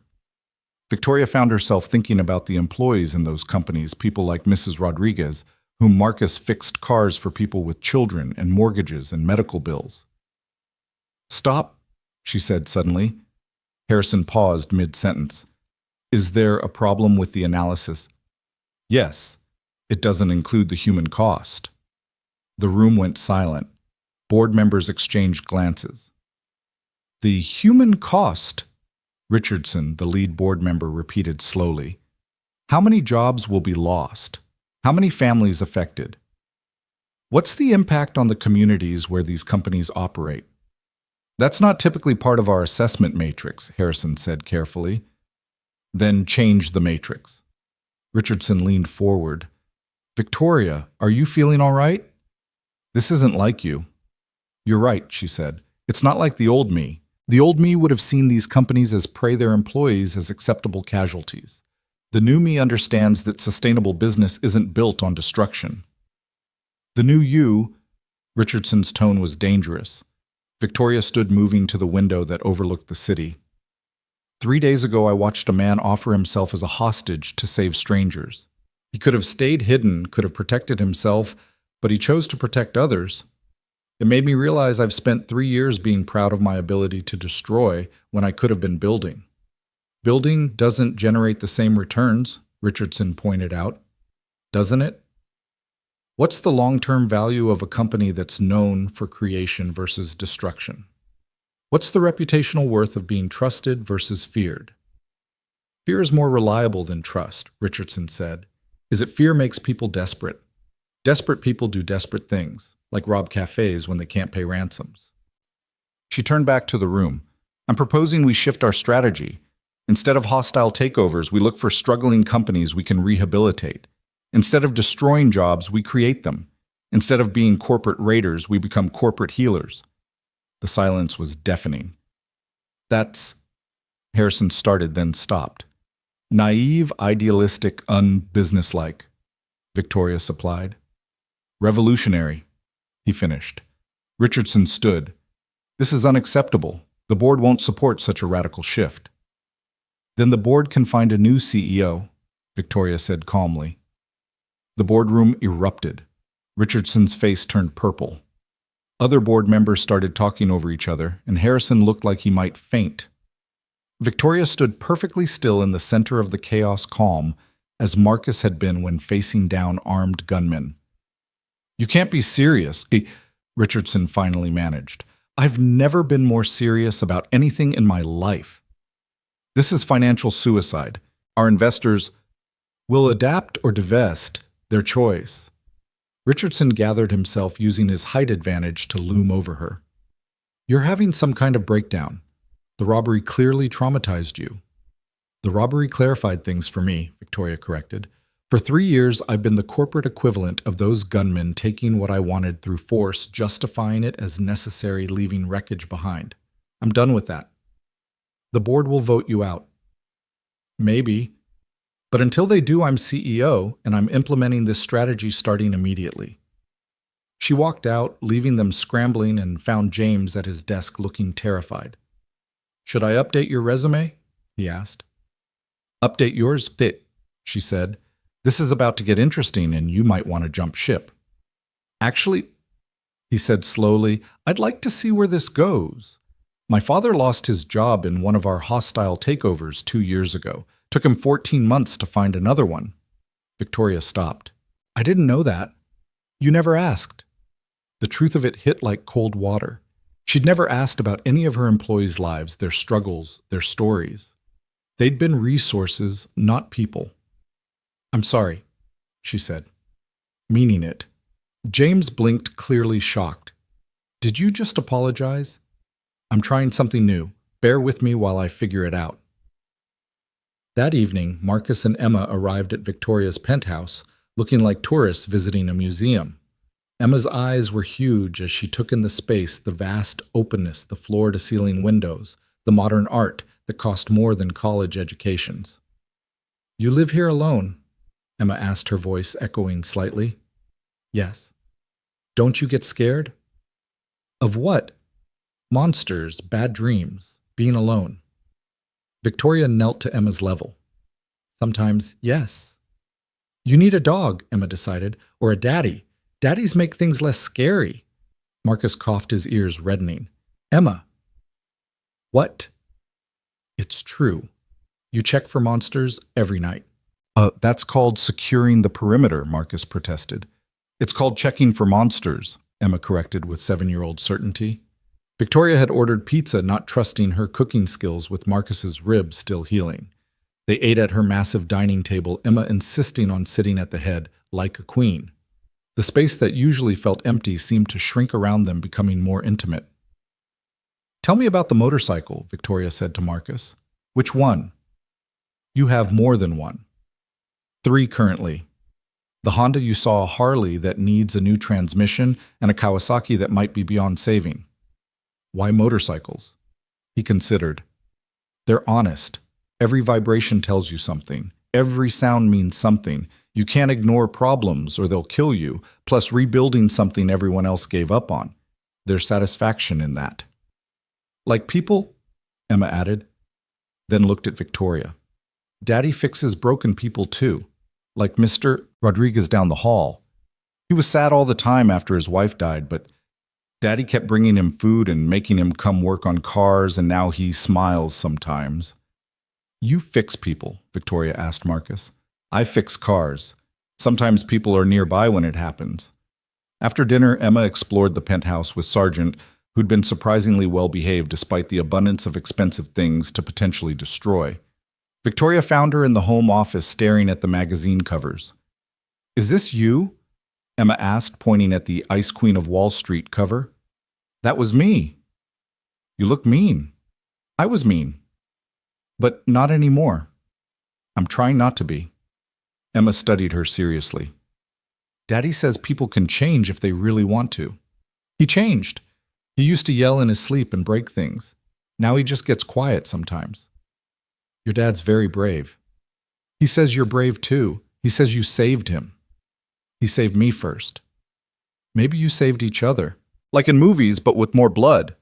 Marcus appeared in the doorway. Emma, time to go. School tomorrow. Can Victoria come to my science fair? You already invited her to the science fair. I'm inviting her again, in case she forgot. I didn't forget, Victoria assured her. As they prepared to leave, Marcus pulled Victoria aside while Emma said elaborate goodbyes to every room. The board meeting, he said. James called me. James called you. I fixed his car last month. We talk sometimes. He said you basically declared war on your own board. I declared peace. They took it as war. What will you do if they vote you out? Victoria considered. I don't know. I've never not been this person successful, powerful, wealthy. Without that, who am I? You're someone who swings fire extinguishers at armed men. Someone who brings dinosaur pajamas to soccer games. Someone who's learning to change oil despite having a manicure worth more than my grocery budget. That's not a career. No, but it's a life. Emma bounced back over. Victoria, will you teach me about the stock market? Emma. Marcus started. What? She's good at math and money. I could be good at it too.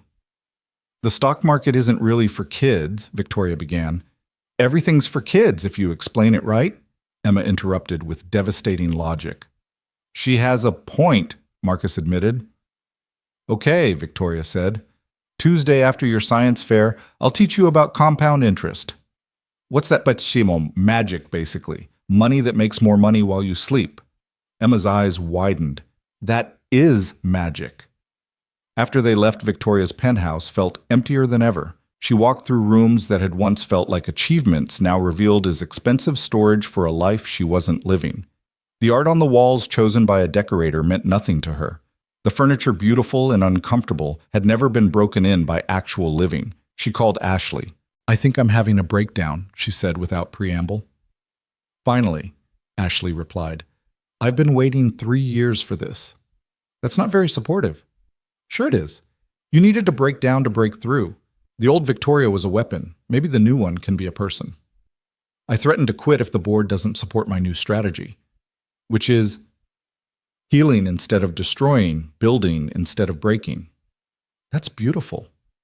That's naive. Those aren't mutually exclusive. The best things usually are both. I might lose everything.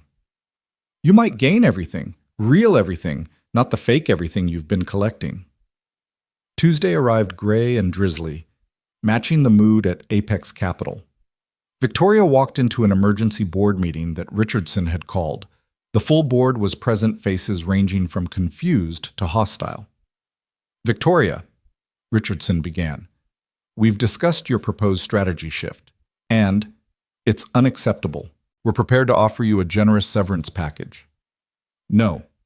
Excuse me. No severance. If you want me out, vote me out. But I'm not going quietly with a golden parachute. Make it public. Tell the world you're firing me for wanting to create instead of destroy. Richardson's face darkened. That would be unnecessarily damaging to the company's reputation. Exactly. The stalemate stretched tension thick as smoke. Harrison cleared his throat. I've run some preliminary numbers on Victoria's proposal. We didn't ask for that, Richardson snapped. No, but I did it anyway. Harrison opened his laptop. If we shift to rehabilitation instead of destruction, we lose short-term gains, yes. But long-term companies, we rehabilitate, become grateful partners, not resentful victims. Employee retention improves. Our reputation shifts from feared to respected. And there's a growing ESG investment trend that would pour money into a fund with this strategy. ESG is a fad, Richardson dismissed. ESG represents $40 trillion in global assets, Harrison countered. That's not a fad, it's the future. Another board member, Patricia Wong, spoke up. I've been uncomfortable with our methods for years, but I thought it was just business, that emotion had no place here. Victoria's proposal. It's what I've wanted to suggest, but never had the courage to voice. This is ridiculous, Richardson said. Is it? Patricia asked. We're all wealthy beyond measure. What's the point of having more money if we're destroying lives to get it? The room erupted in debate. Victoria watched, saying nothing, as her future was decided by people who'd never had guns pointed at them, never had to choose between saving themselves and saving others. Finally, a vote was called. All in favor of retaining Victoria as CEO with her new strategy. 4 hands rose. All opposed, 3 hands including Richardson's. 2 abstaining, Richardson noted with disgust. Motion carries, barely. Victoria felt her knees nearly buckle with relief. You have 1 year, Richardson warned. Show profits with this approach or you're out. 6 months, Victoria countered. I'll show you results in 6 months. After the meeting, Harrison caught up with her. Why did you really do this? He asked. Because a 7-year-old girl asked me if I was mean. And I realized I didn't want the answer to be yes anymore. That afternoon, Victoria sat in an elementary school auditorium that smelled like cafeteria food and children's energy, watching Emma present her Venus project.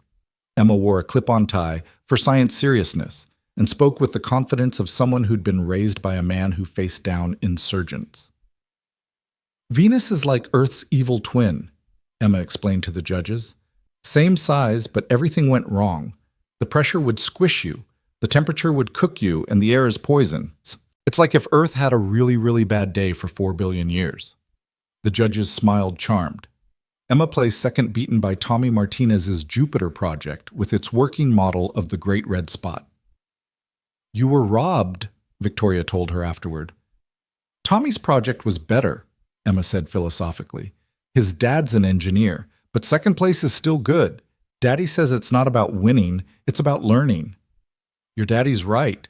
He usually is, except about soccer. He still doesn't understand offside. That evening, Victoria made good on her promise, teaching Emma about compound interest using Skittles as visual aids. Marcus watched from the doorway, something soft in his expression. So if I save my allowance, Emma calculated carefully, in 10 years I'll have enough for a car, Victoria finished. A nice car, a reliable car. That's okay. Daddy can fix it if it breaks. After Emma went to bed, Victoria and Marcus sat on his back porch spring evening, warm around them. The board voted to keep me, she said. Good. I might fail. This new strategy might not work. It might not, he agreed. But continuing the old strategy definitely wouldn't work. Not for who you're becoming. Who am I becoming? Someone Emma wants to learn from. Someone who brings hot chocolate instead of coffee. Someone who can rebuild a carburetor despite having a business degree from Harvard. Wharton, she corrected. Same difference. They sat quietly comfortable in shared silence. I love you, Victoria said suddenly, the words escaping before she could stop them. Marcus turned to her slowly. You sure? No. Yes. Maybe. I don't know what love looks like when it's not about possession or power or proving something. But I know that when I'm with you and Emma, I feel like myself. Not the weapon I became or the victim I was, but myself. Is that love? That's better than love, Marcus said. That's recognition. Of what? Of who you could be if you stopped punishing yourself for who you were. He kissed her, then deep and sure, and Victoria felt the last of her walls crumble. Not dramatically, not all at once, but slowly, like ice melting in spring. 6 months later, Victoria stood before the board presenting quarterly results. Apex Capital had acquired 3 struggling companies, rehabilitated them, and sold 2 for modest profits while keeping one as a subsidiary. The returns were lower than their slash-and-burn days, but positive. More importantly, she said, our reputation is transformed. We're getting first look at deals that wouldn't have come near us before. Employees at target companies are actually advocating for our acquisitions because they know we'll preserve jobs. Richardson, still skeptical but less hostile, reviewed the numbers. It's not what we're used to. No, Victoria agreed. It's better. It's sustainable. It's building something instead of just extracting value. After the meeting, she drove to Queens to the small church where she and Marcus were getting married. Not a massive cathedral like her first attempt, just a simple ceremony with 40 guests who actually cared about them. Emma was her maid of honor, wearing a purple dress with hidden pockets for dinosaur figures. Sarah was there with David and their kids, everyone having figured out how to be a complex modern family. Ashley was officiating, having gotten ordained online specifically for this. Do you have the rings? Ashley asked Emma during the rehearsal. Emma produced them from her dinosaur pocket. I've got them, and backup rings in my other pocket in case I lose these. That's actually very practical, Ashley admitted. Daddy taught me redundancy. 2 is 1, 1 is none. The ceremony itself was simple. No string quartets or ice sculptures or any of the elaborate decorations from Victoria's first attempt. Just people who'd learned to love each other despite or because of their damage. Victoria Tin, Marcus said in his vows, you crashed into my life like a beautiful disaster, all sharp edges and hidden softness. You saved me with a fire extinguisher and terrible aim. You taught me that hiding isn't the same as healing, that being small isn't the same as being safe. You made me want to be visible again, even though visibility means vulnerability. I love your strength, but I love your courage to be weak even more. Marcus, Victoria replied, her voice steady despite tears. You saw through my armor like it was tissue paper. You showed me that real strength isn't about destroying, but about choosing not to destroy when you could.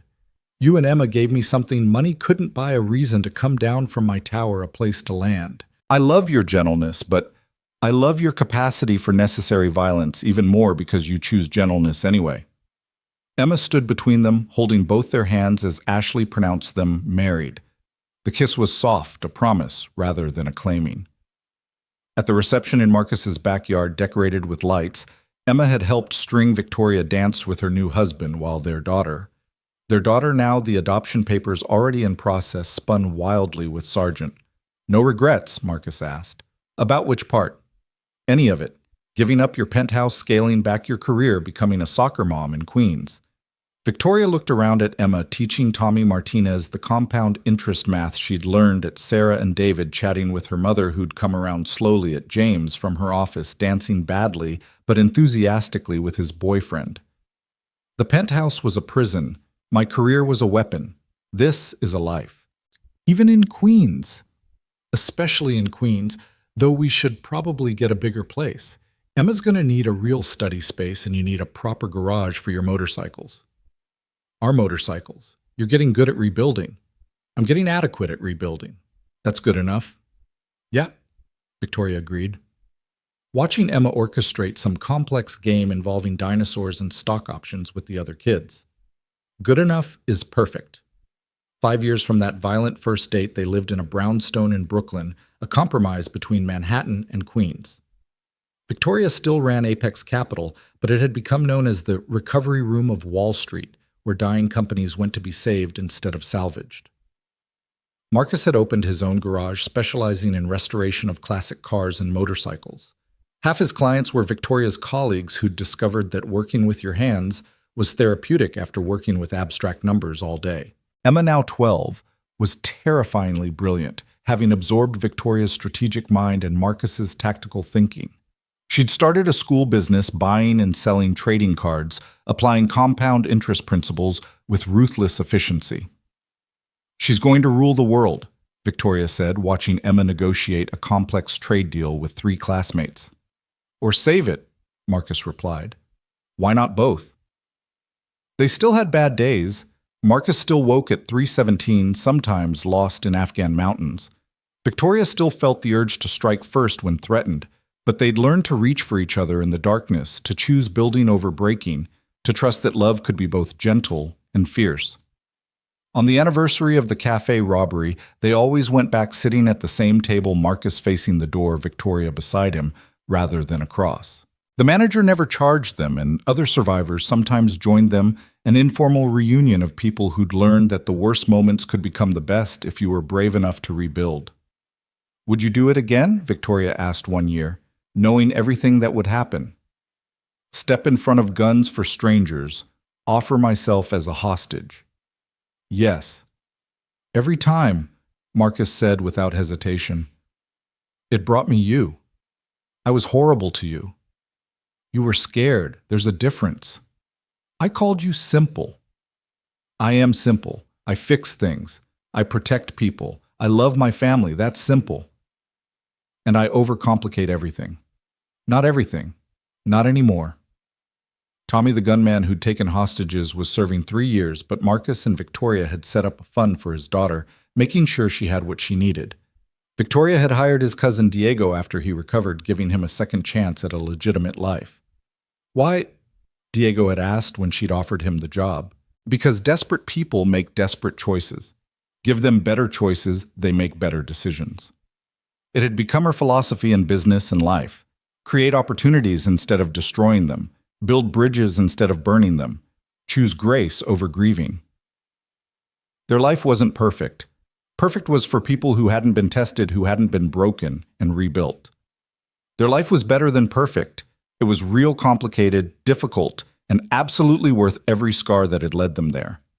On quiet evenings when Emma was doing homework and Sargent was snoring on his bed, Victoria and Marcus would work on motorcycles in their garage, hands covered in grease, reimagining machines everyone else had abandoned. What are you thinking about? Marcus would ask when she got that distant look. How wrong I was that first day. I said working with your hands meant no real consequences. And now I know that working with your hands, building something from nothing, fixing what's broken, those are the only consequences that matter. Even for an ice queen. Especially for a former ice queen who learned that ice melts when you apply enough warmth. That's basic physics. That's advanced love. They'd continue working, rebuilding carburetors and themselves finding beauty in the broken things that could be repaired. Strength in the scars that showed where they'd mended, and love in the choice to keep choosing each other, despite or because of all the reasons they shouldn't work, but did. In the end, their story wasn't about a CEO and a mechanic, or about heroism and violence, or even about redemption and revenge. It was about two people who'd adapted to trauma in opposite ways, finding a middle ground where both could heal. It was about learning that the worst first date could become the best life if you were brave enough to swing a fire extinguisher at your own defenses. And in a small cafe in Manhattan, at a table where violence had erupted and grace had emerged, a plaque appeared one day. Sometimes the worst moments become the best beginnings. Sometimes all it takes is someone willing to bleed for strangers, and someone willing to swing at danger. No one knew who'd placed it there, but everyone who'd been present that day understood its meaning. Salvation came in unexpected forms sometimes, as a soldier pretending to be simple, sometimes as a CEO pretending to be strong, always as humans choosing to see past the armor to the wounds beneath, and choosing to heal together rather than bleed alone. The brownstone in Brooklyn had evolved into something more than a home. It had become a sanctuary for broken things learning to work again. The garage Marcus had built in the back had expanded twice now, housing 6 motorcycles in various stages of resurrection, and a 1967 Mustang that Victoria had bought him for their 5th anniversary. Emma, now 17, stood in that garage on a Saturday morning, her Harvard early admission letter in one hand and a wrench in the other. She'd inherited Victoria's strategic mind and Marcus's steady hands, a combination that made her equally comfortable in boardrooms and engine bays. "You're overthinking it," Marcus told her as she struggled with a stubborn bolt on the Mustang's transmission. "I'm being thorough," Emma countered, sounding exactly like Victoria. "Same thing in your case." Victoria emerged from the house carrying coffee none of them would drink, but all of them would hold a ritual that had become family tradition. "The Johnson acquisition papers came through," she announced. "We officially own the company." "How many jobs saved?" Emma asked without looking up from the engine. 342. Not bad for a Tuesday. This was their life now, casual victories measured in livelihoods preserved rather than profits extracted. Apex Capital had become the most unusual success story on Wall Street, a fund that specialized in resurrection rather than destruction. Their returns were modest by hedge fund standards, but revolutionary by human ones. The memorial garden they'd planted for Marcus's squad had grown wild and beautiful in their small backyard. 4 trees, one for each man who hadn't come home, their branches now intertwining in ways the men never got to. Marcus still talked to them sometimes, usually at 3:17 in the morning when the ghosts were loudest, but now Victoria was there to listen to, remind him that survival wasn't betrayal. "Mrs. Chen Rodriguez is here," Emma announced, using the name Victoria had chosen. Both surnames hyphenated, neither taking precedence, both carrying equal weight. Sarah appeared in the garage doorway, her youngest son on her hip. The complex family, they'd built ex-wives and current wives, half-siblings and step-siblings. The biology of family, expanded by choice, had become a model for how broken things could be reassembled into something stronger. "David's hosting Sunday dinner tomorrow," Sarah said. "Can you make it?" "Wouldn't miss it," Marcus replied, and meant it. The jealousy and awkwardness of the early years had mellowed into genuine friendship. Sarah had found the soft man she needed. Marcus had found the warrior who matched his damage. Both marriages worked because they'd stopped trying to fix what the war had broken and started building around it instead. After Sarah left, the 3 of them worked in comfortable silence, each on different projects, but sharing the same space. This had become their Saturday tradition. No meetings, no calls, no obligations except to be present with each other and whatever needed fixing. "Tell me again about the robbery," Emma said suddenly. "You know that story by heart," Victoria replied. "I know, but I like hearing it. How you were mean and Daddy was patient. How the bad men came and you both became heroes. How everything terrible became everything perfect." "It wasn't perfect," Marcus corrected. "It was messy and bloody and terrifying. But it worked out. Eventually, after a lot of mistakes and false starts and almost giving up, Emma finally freed the stubborn bolt, grinning triumphantly. So just like fixing this transmission." Exactly like that. The afternoon dissolved into evening, and they migrated to the kitchen where Victoria attempted to cook.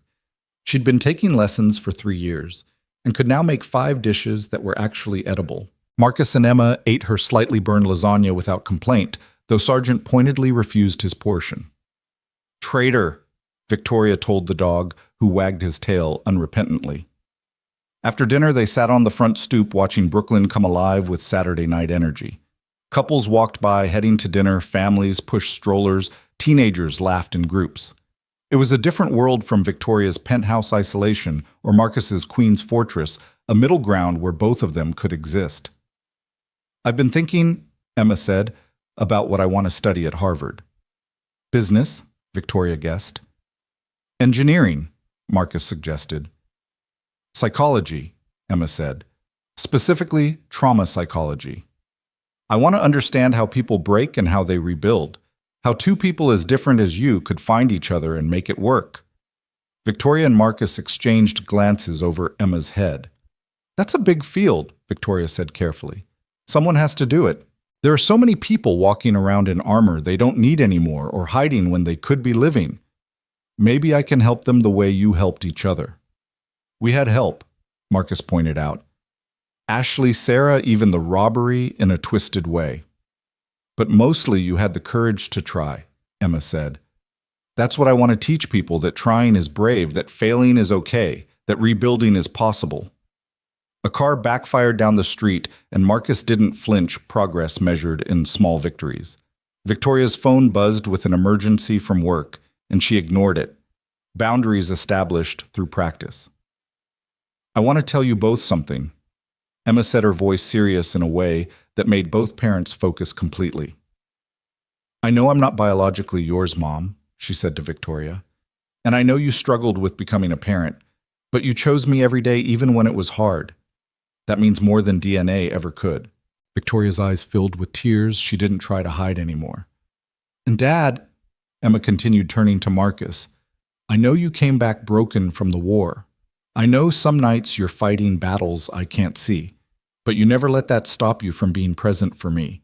You taught me that strength isn't about being unbreakable, it's about being broken and choosing to keep going anyway." Marcus pulled both of them into a hug, and they sat there on their Brooklyn stoop, a family forged in violence and refined in choice proof that the worst beginnings could become the best endings if you were brave enough to keep rebuilding. Later that night, after Emma had gone to bed, she still insisted Marcus check for monsters, though now it was more tradition than fear. Victoria and Marcus lay in their bed looking at the ceiling fan that squeaked slightly. Marcus could fix it, but chose not to. Some imperfections being worth keeping. "Do you think we did okay?" Victoria asked. "With Emma, with everything, we did the best we could with what we had." "That sounds like settling." "That sounds like acceptance. Not everything needs to be optimized, Victoria.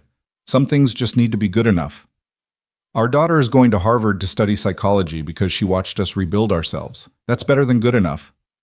"Our daughter," Marcus repeated, still amazed by the phrase even after all these years. They made love slowly, carefully, still mindful of old injuries, his ribs that ached when it rained, her heart that sometimes forgot it was safe to be vulnerable. Afterward, they lay tangled together, sweat cooling, breathing synchronized.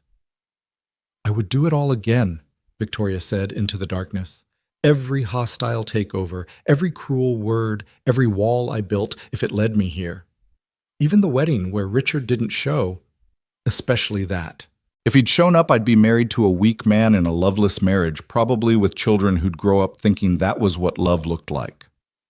Instead, I have a husband who literally bled for me, a daughter who challenges me daily, and a life that's messy and complicated and absolutely perfect in its imperfection." The clock showed 3:17, and as usual, Marcus was awake. But instead of ghosts, he saw moonlight painting Victoria's face silver, heard Emma's music drifting faintly from her room, felt Sargent's weight at their feet. "They'd be proud," Victoria said, knowing where his mind went at this hour. "Your squad. They'd be proud of what you've built from the wreckage." "I hope so. I know so. You honored their sacrifice by choosing to live, really live, not just survive." The next morning brought rain and the kind of lazy Sunday that begged for staying in bed, but they had promises to keep. The cafe, their cafe as they'd come to think of it, expected them. Other survivors would be there, an informal support group that had evolved over the years. Tommy was there out on parole, his daughter beside him. He'd served his time, paid his debt, and now worked as a counselor for at-risk youth. Victoria had hired him at Apex after his release, understanding that second chances were just first chances that took longer to arrive. "Ms. Blackwood," he said, still formal after all these years. "Mr. Chen."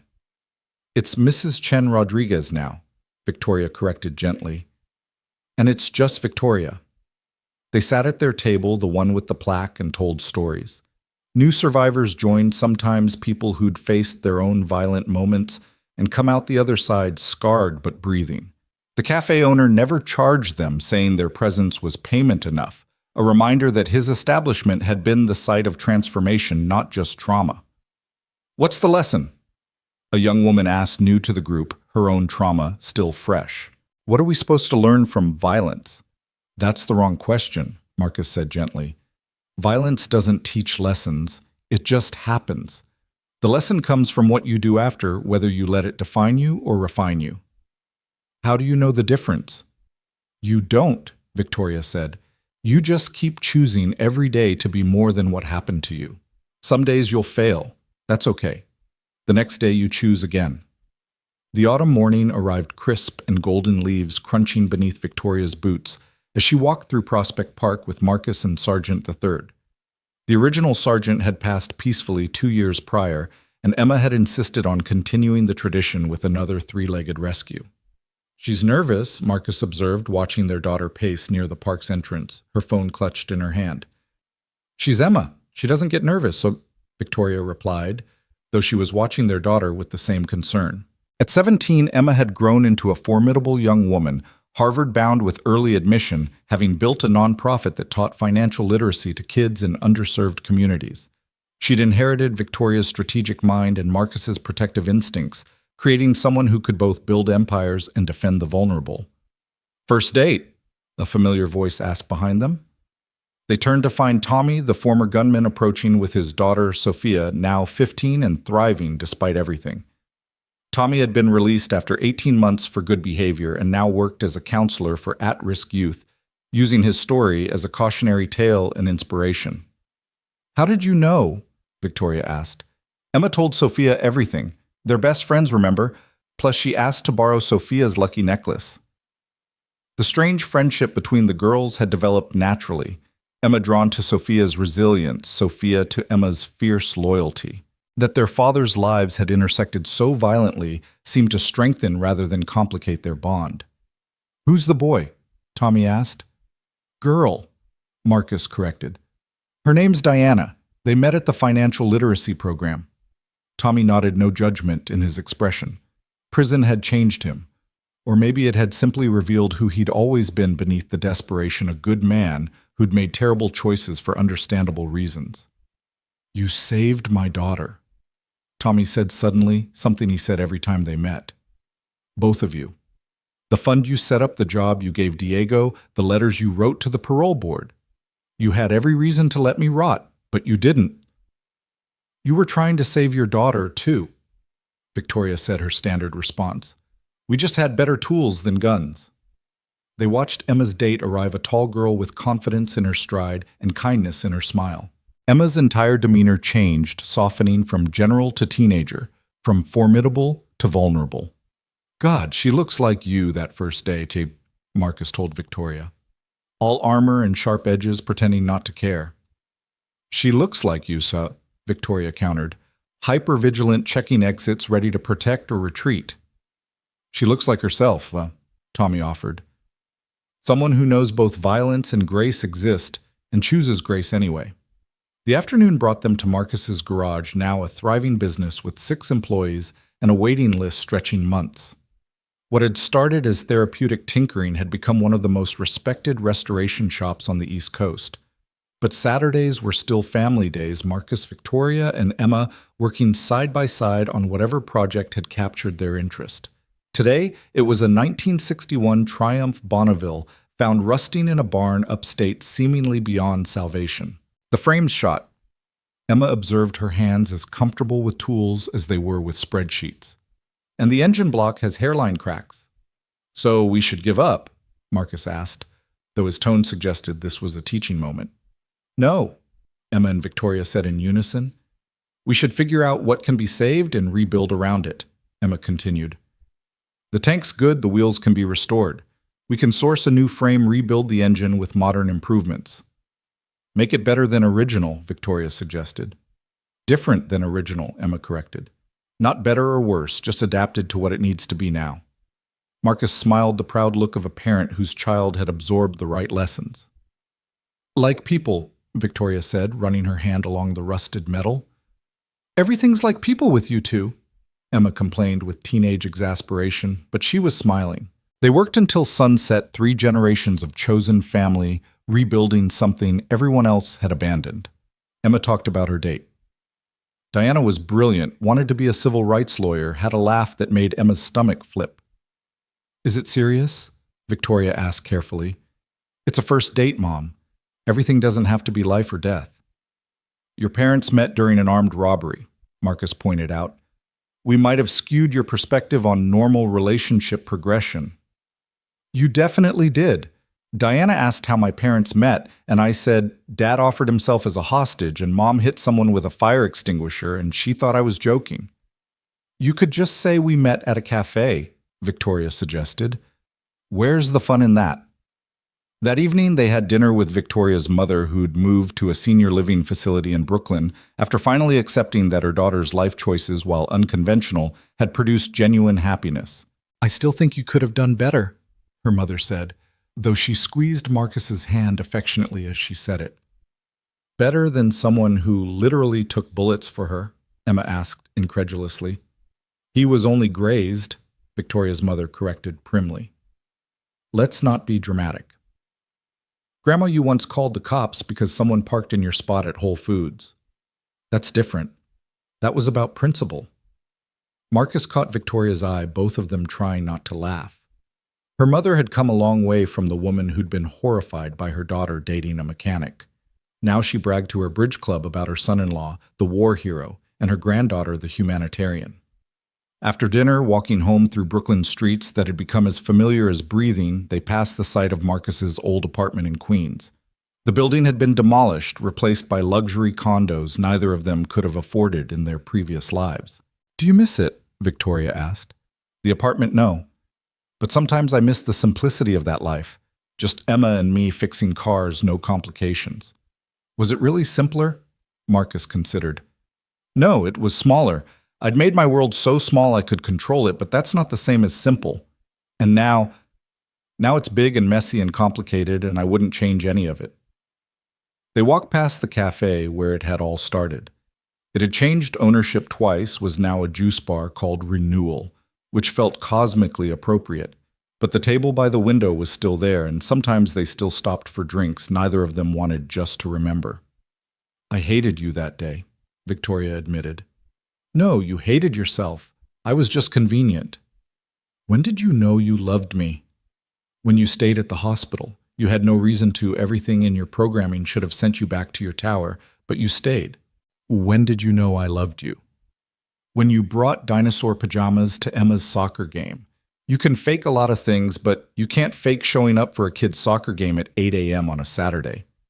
I've been to every game since. I know. She knows. That matters. Their brownstone was warm with light when they arrived home. Emma already there, having gotten back from her date. She was in the kitchen making hot chocolate, real hot chocolate, not the powder kind, something Victoria had taught her. How was it? Victoria asked. Good, really good. We're going to the Museum of Natural History next week. The dinosaur exhibits? Marcus guessed. The planetarium, actually. Diana's into astrophysics. She wants to show me something about Venus. Victoria and Marcus exchanged looks, remembering Emma's second-grade science fair project that had started everything. Venus is still a hellscape, Emma added, but Diana says there might be life in the cloud layer. Extremophiles that adapted to conditions that would kill anything else. Like people, Victoria said without thinking. Emma rolled her eyes. Mom, not everything is a metaphor. But most things are, Marcus added, pulling both his girls into a hug that Emma pretended to resist, but actually leaned into. Later, after Emma had gone to bed still checking in despite being 17, some rituals too important to outgrow. Victoria and Marcus stood on their roof deck, the city spreading out below them like a circuit board of light. Do you ever think about how different our lives could have been? Victoria asked. If the robbery hadn't happened. If any of it hadn't happened. If Richard hadn't left me, if you hadn't gone to war, if Ashley hadn't set us up, if those men hadn't chosen that cafe. That's a lot of ifs. But do you think about it? Marcus pulled her closer. Sometimes. But then I think about chaos theory, how tiny changes in initial conditions create massive differences in outcomes. Every terrible thing that happened to us was an initial condition for this life. Remove any of them, and maybe we never meet. Maybe Emma grows up without you. Maybe you stay in your tower. Maybe I stay hidden in Queens. So you're saying we needed the pain. I'm saying the pain happened, and we can either let it define us or let it refine us. We chose refinement. That's very philosophical for a mechanic. That's very understanding for a CEO. They stood there, two people who'd been broken in different ways, who'd found each other in violence and chosen to build something beautiful from the wreckage. Below them, the city hummed with 8 million stories, none quite like theirs. I love you, Victoria said, words that had once seemed impossible now coming as easily as breathing. I love you too, Marcus replied, pressing a kiss to her temple, sharp edges and all. I'm softer now. No, you're just selective about who sees the softness. That's different. And you're harder now. No, I'm just selective about when to be hard. That's growth. A text from Emma interrupted them. I can hear you being metaphorical from my room. Please stop. They laughed. heading back inside to their perfectly imperfect life. A former CEO who'd learned to build instead of break, a former soldier who'd learned to be visible instead of hidden, and their daughter who'd learned from both of them that strength came in many forms. Love was worth the risk, and sometimes the worst moments really did become the best beginnings. In the garage, the Triumph waited patiently for resurrection. Tomorrow, they'd work on it more, three people rebuilding something broken into something better, not perfect, never perfect, but functional and beautiful in its imperfection. Just like them. Just like everyone, if they were brave enough to try. Your thoughts will help us create meaningful stories. And if you want to hear more powerful healing stories like this, don't forget to subscribe to the channel. Click the bell icon so you don't miss any new episodes. And most importantly, share this video with people who need a little hope today. Thank you so much for your time. We hear you, we listen to you, and we are honored to tell these stories for you.